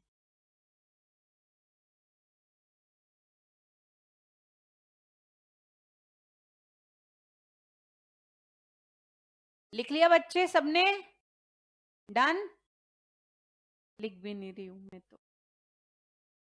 अब देखो ये जरूर लिखना, तुम सबसे रिक्वेस्ट है, कुछ लिखो ना लिखो दिस, ये जरूर लिखना यहां से, क्योंकि ये सवाल मुझे ये पूरा टॉपिक में कंट्रोल सी यानी कॉपी पेस्ट करने वाली हूँ इलास्टिसिटी में, minus delta P by delta Q, formula बनाऊंगी यहीं से।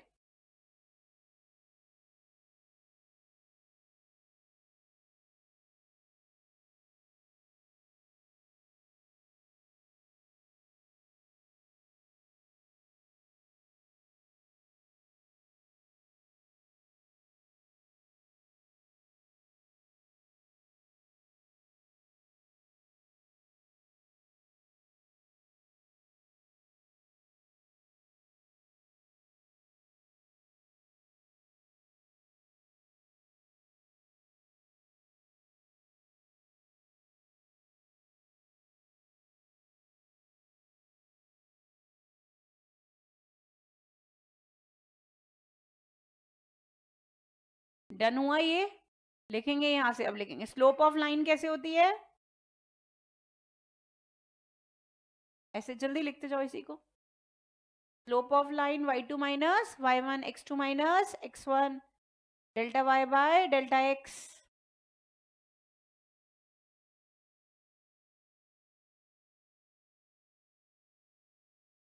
आगे चलूं बच्चे,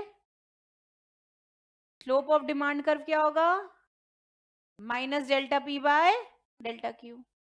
अच्छा हमेशा माइनस साइन लगेगा, क्यों क्यों, because of law of demand, the negative sign will always be there consistently because of law of demand. Law of demand नहीं होगा तो नेगेटिव साइन नहीं होगा, लॉ ऑफ डिमांड है तो नेगेटिव साइन है। लिखा यहां तक? अच्छा कैसा रहेगा, स्ट्रेट लाइन कर्वीलिनियर, बिकॉज जो डिमांड है वो चेंज कांस्टेंट नहीं हो रही है।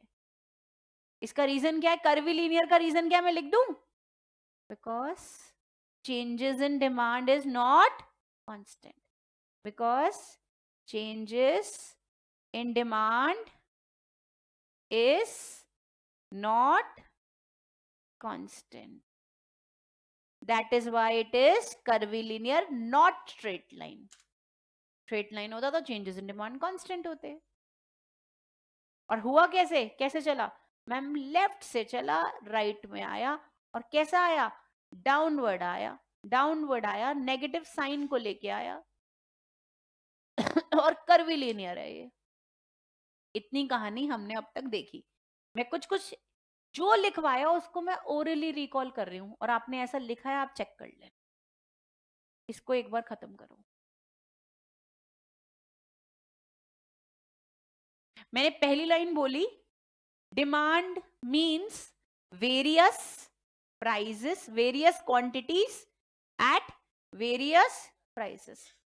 पर्टिकुलर प्राइस पे पर्टिकुलर क्वांटिटी लेना इज क्वांटिटी डिमांडेड। उसी में हमने देखा डिमांड स्केड्यूल, और पहले बात करी इंडिविजुअल की। जब tabular presentation of prices and quantities is known as schedule, graphical presentation is known as curve. If I add horizontally all the schedules, it becomes market demand schedule. And if I make a graphical presentation of market demand schedule, it becomes a market demand curve. And if I calculate the slope, it becomes delta P by delta Q, which is always negative due to law of demand. And after this, the curve is not straight line, it is curvilinear, because the changes in demand is not constant.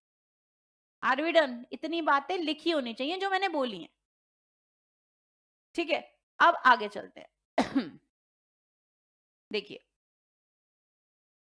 यहां पे आपके सामने बहुत सारे कारण दे रखे हैं कि भैया ये डाउनवर्ड क्यों है, क्यों है, बहुत सारे कारण है। अलग अलग इकोनॉमिस्ट अलग अलग एक्सप्लेनेशन दे रहे हैं, अपनी अपनी थ्योरी बता रहे हैं कि लॉ ऑफ डिमांड के रीजन क्या है। रैशनल का मतलब होता है रीजन, रीजंस क्या है। अच्छा लॉ ऑफ डिमांड क्या है, ऐसा ऐसा, हाँ, बाकी सबको क्या करा, कांस्टेंट। इसके रीजन क्या है, क्यों ये डाउनवर्ड आया, क्यों ये नेगेटिव है। इसके अलग अलग इकोनॉमिस्ट ने अलग अलग एक्सप्लेनेशन दिए बेटे। 1, 2 एंड 3, 4 4 रीजन आपके सिलेबस में। अगर मैं सेकंड रीजन की बात करूं, ये अपने आप में 45 मिनट्स का रीजन है। मैं कैलकुलेटिवली सिखाती हूँ, जिसमें मैं आपको substitution effect plus income effect is applicable to normal good, given good, inferior good, सारा लॉजिक पढ़ाती हूँ। वेरी इंपॉर्टेंट, जो मैं अगली क्लास के बिगिनिंग में कराऊंगी, जो सोमवार को होगी, मेरी वाली सब्जेक्ट की क्लास। तो वो 45 मिनट यही टॉपिक रहेगा और बहुत इंपॉर्टेंट, चार्ट से पढ़ेंगे।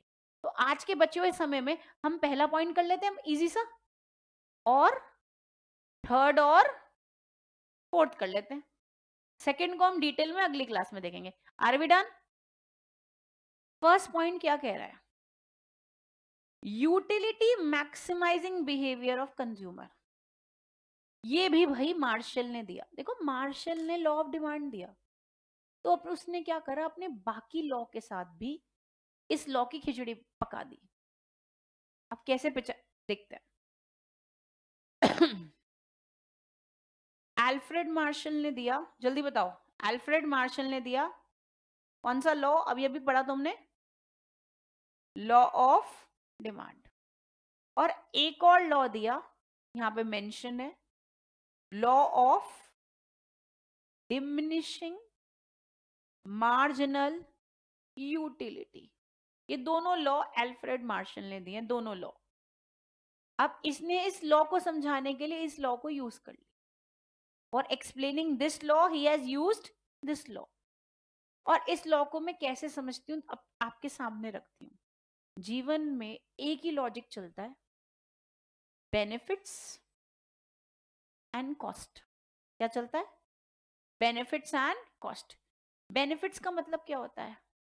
Marginal utility in commodity x. Detail में पढ़ाऊंगी कंज्यूमर बिहेवियर में ये टॉपिक। फिलहाल इतना समझेंगे कि एक गुड में क्या जो यूटिलिटी मिल रही है उसको बेनिफिट बोलेंगे। मेरे को अगर आज ये टीवी खरीदना है, इसमें यूटिलिटी दिख रही है तभी तो लूंगी, वरना मैं नहीं लूंगी। मेरे पास है तो मैं क्यों लूंगी, मुझे यूटिलिटी नहीं दिखेगी। अगर यूटिलिटी नहीं है तो नहीं लेना, यूटिलिटी है तो लेना। तो यूटिलिटी को मैं यहाँ पे किससे डिराइव कर रही हूँ, जल्दी बताओ? बेनिफिट्स। और अब आती है बेटा कॉस्ट की, जेब से कितना खर्च हो रहा है, यानी price, price of commodity x. अब यहीं पे हम अटके हुए हैं, यूटिलिटी कितनी है और प्राइस क्या है। अब तुम्हारी क्लास से पहले मेरा मन कर रहा था कि मैं लंच करके कहीं ऐसी बढ़िया सा कुछ खाऊं, तो मैंने सोचा मैं वो खा लेती हूँ, छोले भटूरे। छोले भटूरे बहुत अच्छे लगते हैं। तो बेटे छोले भटूरे में कुछ यूटिलिटी दिख रही होगी मुझे लंच टाइम में, तभी खाने का मन हो रहा होगा। अब बेटे हल्दीराम के छोले भटूरे कितने की प्लेट आती है? 180। यूटिलिटी कितने की? 180। सॉरी, प्राइस है ये। प्राइस कितना? 180। और मेरे को इतनी भूख लग रही थी और इतना मन कर रहा था देसी घी के छोले भटूरे बिल्कुल खाने के, यम। और मुझे यूटिलिटी इतने की दिख रही थी, खाऊंगी, प्लेट लूंगी, भाग के ले लूंगी। यूटिलिटी ज्यादा है, प्राइस कम है, पहली प्लेट ले ली। अब एक प्लेट पनीर वाले देसी घी के छोले भटूरे में खा चुकी, दूसरी प्लेट अगर मैं खाऊं उसी समय, प्राइस कितना होगा? 180। हल्दीराम कौन सा मेरे चाचा का है जो सस्ता कर देगा? 180। बेनिफिट्स, बेनिफिट्स उसी समय खा रही हूँ, पनीर वाले देसी घी के गरम गरम छोले भटूरे खा चुकी हूँ, दूसरी प्लेट उसी समय। डेफिनेटली यार, इंसान हूं, अगर मैं इंसान का बच्चा हूं तो भाई यूटिलिटी कम होगी। कितनी बताओ, कितनी? लो 100 कर देती हूँ। और यहाँ पे मामला कितना है? 180। क्या ये प्लेट सेकंड ली जाएगी? कतई नहीं ली जाएगी, कतई। हाँ या ना? चलिए, अब अगर ये मेरे को बोल रहे हैं, यही बोल रहे हैं, सुनना मेरी बात, पहली प्लेट पे no offer, if you buy second plate it 50% off, ऐसा बहुत दुकानों पे लिखा होता है। They never give offer at first plate because they also understand the utility concept, कि बंदा पहली चीज लेगा, ऑफर मत दो, दूसरी पे ऑफर दो, क्योंकि वो दूसरी लेना ही नहीं चाहता। तो वहां स्पेशली बड़ा बड़ा लिख रखा था, एक लाइन चल रही थी, if you eat first plate no off, if you take the same second plate there will be a 50% off. अब बेटा जी अगर दूसरी प्लेट मुझे 90 की दिख रही है और कसम से यूटिलिटी 100 की है, तो प्लेट खाई जाएगी? खाई जाएगी, खाई जाएगी, मन भी नहीं होगा, जगह भी नहीं होगी, पेट खराब भी हो जाएगा। चलो जी ले लेते हैं, यूटिलिटी दिख रही है, चीज सस्ती दिख रही है, पैक कर लेंगे, घर ले जाएंगे। चीज तो सस्ती मिल रही है, 90 रुपए के देसी घी के पनीर वाले हल्दीराम, 90 रुपए में। तभी प्लेट उसने खरीद, मतलब हम नहीं लेते, पर अभी लिया ना, तो लॉ ऑफ डिमांड का लॉजिक लग गया। प्राइस ज्यादा था, हाँ या ना? डिमांड कम थी नहीं, प्राइस कम हुआ, जल्दी बोलो, डिमांड बढ़ गई। तो बेटा इसको क्या बोलेंगे? लॉ ऑफ डिमांड जबरदस्ती fitting in law of diminishing margin utility. क्योंकि यूटिलिटी तो देखो दो डिमिनिश हो रही है, डिमिनिश हो रही है। डिमिनिश मतलब ये केसेस बता दिए मैंने, सेकंड के 2 केसेस, या तो ये केस या ये case. I hope it is clear. तो यहां पे हम जरा एक बार अपनी बुक से पढ़ते हैं, फिर आप इसको लिखना। Consumer is in equilibrium, that is he maximises satisfaction. maximizes satisfaction when the marginal utility and its price are equal. If I says that आगे जाके पढ़ाऊंगी, अगर किसी कमोडिटी का प्राइस भी 90 है और सेटिस्फैक्शन भी 90 है, वो इक्विलिब्रियम में आ गया है, इससे ज्यादा वो इसके आगे वो जाएगा ही नहीं, ये बात कह रहे हैं। इसके आगे वो इक्विलिब्रियम मतलब he will stop purchasing। अब आप यहाँ पे देख रहे हो यूटिलिटी 100 है, प्राइस 180 है, तो ये तो पहले क्रॉस हो गया ना। तो इधर क्या लिख रहे हैं? कंज्यूमर इज इन इक्विलिब्रियम का मतलब consumer stop purchasing after this point. Getting my point? अगर आज ये चीज है, यहां पे प्राइस 90 ही हो और यहां पे 70 हो जाए, आप नहीं लोगे ना। तो consumer stop purchasing because price do not change. अब next, according to Marshall the consumer has diminishing utility. Utility diminish कैसे हुई? पहले कितनी थी जल्दी बताओ बच्चे? 250, फिर कितनी हो गई? 100। Diminishing utility for each additional unit. Additional unit पहले एक थी, अब कितनी हो? एक और आ गई। Therefore he will be willing to pay only less for each additional unit। अगर इसको बोल दिया जाए कि भाई तू इस, जहां तुझे यूटिलिटी 100 मिल रही है, तो 180 रुपए दे, वो नहीं देगा। देखो 100 की यूटिलिटी मिल रही है और तू 90 दे, तो वो दे देगा। तो he will pay only less. Only less का मतलब 90 rupees for each additional unit. A rational consumer will not pay more। 180 रुपए वो नहीं देगा। और लेसर सेटिस्फेक्शन का मतलब, सेटिस्फेक्शन अब पहले कितना था? 250, अब कितना आ गया जल्दी बताओ? 100। So he is induced to buy additional unit. Additional मतलब दूसरी प्लेट छोले भटूरे की मैं कब लूंगी? Only when the prices are 180 और 90 lower. This operation of diminishing MU and the act of consumer is to equalize the utility of commodity when the price result in a downward sloping demand। तो अगर मैं इस पूरे का logic, तो मैंने तुमको समझा दिया, एक सिंपल सा लॉजिक लगाती हूँ। MUX price of X 5 5 5, utility 10 8 5, ऐसे ऐसे ऐसे ले रहे हो और रुक रहे हो, हाँ या ना? अब यूटिलिटी कितनी आ गई? 2, और ये कितना है? 5। ले रहे हो? नहीं ले रहे। पर अगर सवाल यही कह रहा है यहां पे मामला एक हो जाए, तो आप ले लोगे ना, ये समझाया। Is that clear? तो फिर बोल रहे हैं यूटिलिटी, यानी मैंने क्या बोला था? प्राइस मैंने क्या बोला, कॉस्ट। ज्यादा ले लो, ज्यादा ले लो, बराबर ले लो, कम है मत लो, पर प्राइस गिर गया तो ले लो। तो यानी यूटिलिटी तो कम होगी, और अगर प्राइस गिरेंगे तो ही हम लेंगे, प्राइस उतने ही है तो हम नहीं ले रहे। और यही कॉन्सेप्ट आपने रियल में देखा यहां पे। और आप किसी भी चीज में चले जाओ, 2 लो थर्ड पे ऑफर, क्यों? पागल है वो।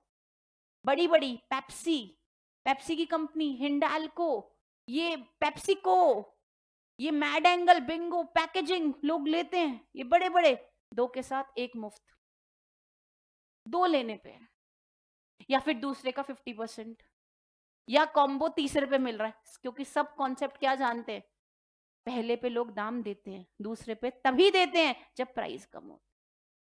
आई बात समझ? क्लियर है? तो बेटा ये एग्जाम्पल लिख लेंगे, यहां तक लिख लेंगे छोले भटूरे का, छोले भटूरे।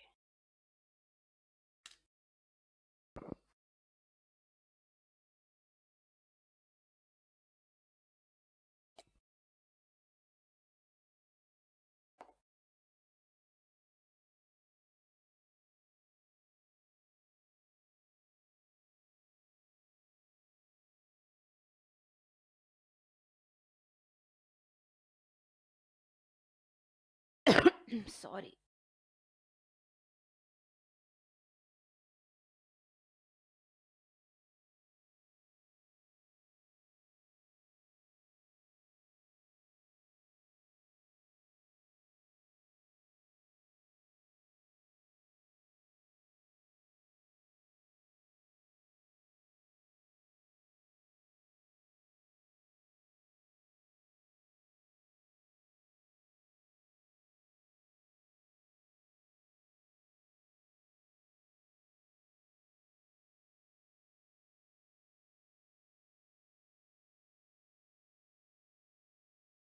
मुझे लगता है नेक्स्ट पॉइंट कराने की जगह रिवाइज कर लेते हैं, ज्यादा बेटर है।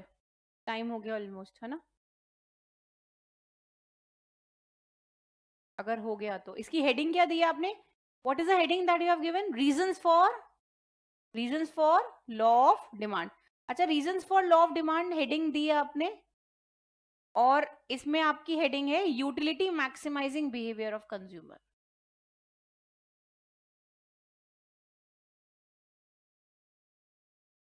Reasons for law of demand का पहला reason utility maximising behavior of consumer. Let's revise the class, all of us. So today we have started with point number 5 on which demand is dependent. Other factors. The first factor is the population. जितनी सारी बड़ी population उतनी ज्यादा demand, और भारत देश की सबसे ज्यादा डिमांड, क्योंकि चाइना तो आने ही नहीं देती। सेकंड, एज, बुढ़े बुढ़े डिमांड, बुढ़े बुढ़े, जवान जवान और बच्चे बच्चे, तो उस हिसाब से डिमांड। इंडिया में बच्चों की कमी नहीं, मैं कह रही हूँ ना, हर साल बच्चे जितने पैदा हो रहे हैं is equivalent to the population of Australia, entire Australia. तो अब आप ये मान के चल रहे हो कितना डिमांड है। अब थर्ड केस, यहाँ पे बात करी P2C, अगर सारी जनसंख्या कैसी बटी हुई है, कमाइयां बराबर, तो P2C क्या होगा? हाई, डिमांड क्या होगी? हाई। अनइक्वल में P2C कम, डिमांड कम। फिर क्रेडिट आसान, ब्याज कम, डिमांड ज्यादा। पांचवा, गवर्नमेंट पॉलिसी इजी है, लिबरल है, टैक्स कम, प्राइस कम, डिमांड ज्यादा। फिर उसके बाद अगर मैं बोलूँ टैक्स ज्यादा, प्राइस ज्यादा और डिमांड कम, और सब्सिडी में भी वैसा चलेगा। ईवी और ऑनलाइन गेमिंग का एग्जांपल लिया था। फिर आ गए एक्सपेक्टेशन, आज तुमको दिखाया मैंने एचडीएफसी और इन्फोसिस, 2 केसेस तुमने लाइव मार्केट तो बंद हो गई थी खैर, पर एंड ऑफ मार्केट में आपने देखा आईटी सेक्टर बूम पे है, इसीलिए इन्फोसिस में ये देख रहे हो, उसका अच्छा मोमेंटम दिख रहा है। रेलवे तो अभी इस वजह से दिख रहा है मामला, अभी अयोध्या की वजह से, कुछ अयोध्या की वजह से होटल, इंडिगो, रेलवे, थोड़ा सा अभी श्री राम का पूरा देश में अच्छा चल रहा है हिसाब किताब, आप सभी जानते हो। तो इंस्टाग्राम हो या इन्फ्लुएंसर हो तो जय श्री राम चल रहा है, तो इस वजह से आपको यहाँ मोमेंटम दिख रहा है, रियल एस्टेट में भी दिख रहा है। पर ये एक टाइम के लिए, आने वाले देखो, real forecasting is forecasting of next year. अभी क्या चल रहा है, तो आप हाई रेट पे चीजें ले रहे हो, और एक साल बाद क्या होगा, तो आपको सस्ती आज लो ना कि एक साल में कमाओ, दैट इज लॉन्ग टर्म। अच्छा चलो, एनी हम ये सब बातें नहीं, फ्यूचर एक्सपेक्टेशन, अगर हमें किसी भी सेक्टर के प्रति उम्मीद है कि ये चीज बढ़ जाएगी तो डिमांड हाई होगी, हमें से सेक्टर बर्बाद होने वाला है। डिमांड, जैसे मैं छोटी सी बात करती हूँ, जो रियल एस्टेट होता है 5 साल में बहुत अच्छा दिखता है, और वो 2023 में था, अप्रैल का महीना था, डीएलएफ का शेयर था 400 रुपए, 450, आज 800 का हो गया, सिर्फ 7 महीने में डबल। कहीं नहीं होता ना पैसा डबल। रियल एस्टेट पूरा सेक्टर ही बूम पे चल रहा है इस समय, हाई रेट पे, ऐसे डीएलएफ का चार्ट खोल के देख लो, ऐसे दिखेगा ऐसे। ये एक्सपेक्टेशन का गेम था। अब आया नेक्स्ट, एक्सपेक्टेशन के बाद हमने पढ़ा लॉ ऑफ डिमांड किसने दिया, अल्फ्रेड मार्शल। कैसी स्टेटमेंट, क्वालिटी क्वांटिटी, क्वालिटी और कैसा रिलेशन, इनवर्स। बाकी सारी चीज को क्या करा, सेट्रिस पैरेबस। इन्होंने बोला ज्यादा बेचना है तो प्राइस क्या रखने पड़ेंगे, कम। और इस पूरे कॉन्सेप्ट में अल्फ्रेड मार्शल को बोलते हैं father of neo classical economics. अच्छा, ये सारा हाइपोथेसिस कैसा है, वैलिडेटेड।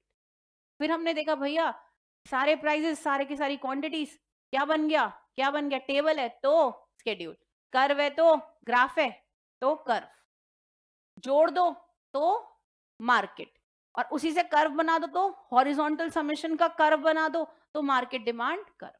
सिंपल बात। स्लोप क्या निकला, minus delta P by delta Q. अच्छा, स्लोप जब निकालेंगे नेगेटिव साइन आएगा ही आएगा, स्ट्रेट लाइन होगा नहीं, हमेशा क्या रहेगा, कर्वी लीनियर, क्योंकि डिमांड में जो चेंज हो रहे हैं वो कांस्टेंट नहीं हो रहे। उसके बाद हमने क्या देखा, reason for law of demand, एक पढ़ा, एक लेफ्ट टू राइट आया, डाउनवर्ड स्लोपिंग आया, इनवर्स रिलेशनशिप है, एक reason, utility maximising behaviour of consumer. Consumer हमेशा क्या चाहता है, अपनी यूटिलिटी को मैक्सिमाइज, यूटिलिटी ज्यादा प्राइस कम, तभी खरीदूंगा। छोले भटूरे की यूटिलिटी 250, 180 रुपए, मैं अरे ले ले भाई। पर फिर धीरे धीरे तो यूटिलिटी डिमिनिश होगी, तो हाई प्राइस पे तो मैं पे नहीं करूंगी, ऑफर देंगे तो मैं पे कर दूंगी, चाहे घर के लिए पैक करो। आ रही है बात समझ। तो at high price chhola bhatura 180, utility 100 मैंने नहीं दिया, यूटिलिटी तो गिरनी है, यूटिलिटी 100 ही और प्राइस 180 की जगह 90 हो गया, इस सेकंड प्लेट पे 50% ऑफ लगाया तो मैंने छोले भटूरे की प्लेट खा ली। यानी लॉ ऑफ डिमांड की खिचड़ी लग गई, law of diminishing marginal utility. तो बाकी अगली क्लास में करते हैं, ठीक है जी। अब आपकी डबल क्लासेस होंगी। अब कल का क्या सीन है वो मैम बताएंगे, जो भी है मुझे नेक्स्ट वीक का पता है कि मंडे से अकाउंट्स, इकोनॉमिक्स, लॉ और मैथ्स। अब कल कैसा है कल 1 है या 2 है मैं कंफर्म नहीं हूँ, ठीक है।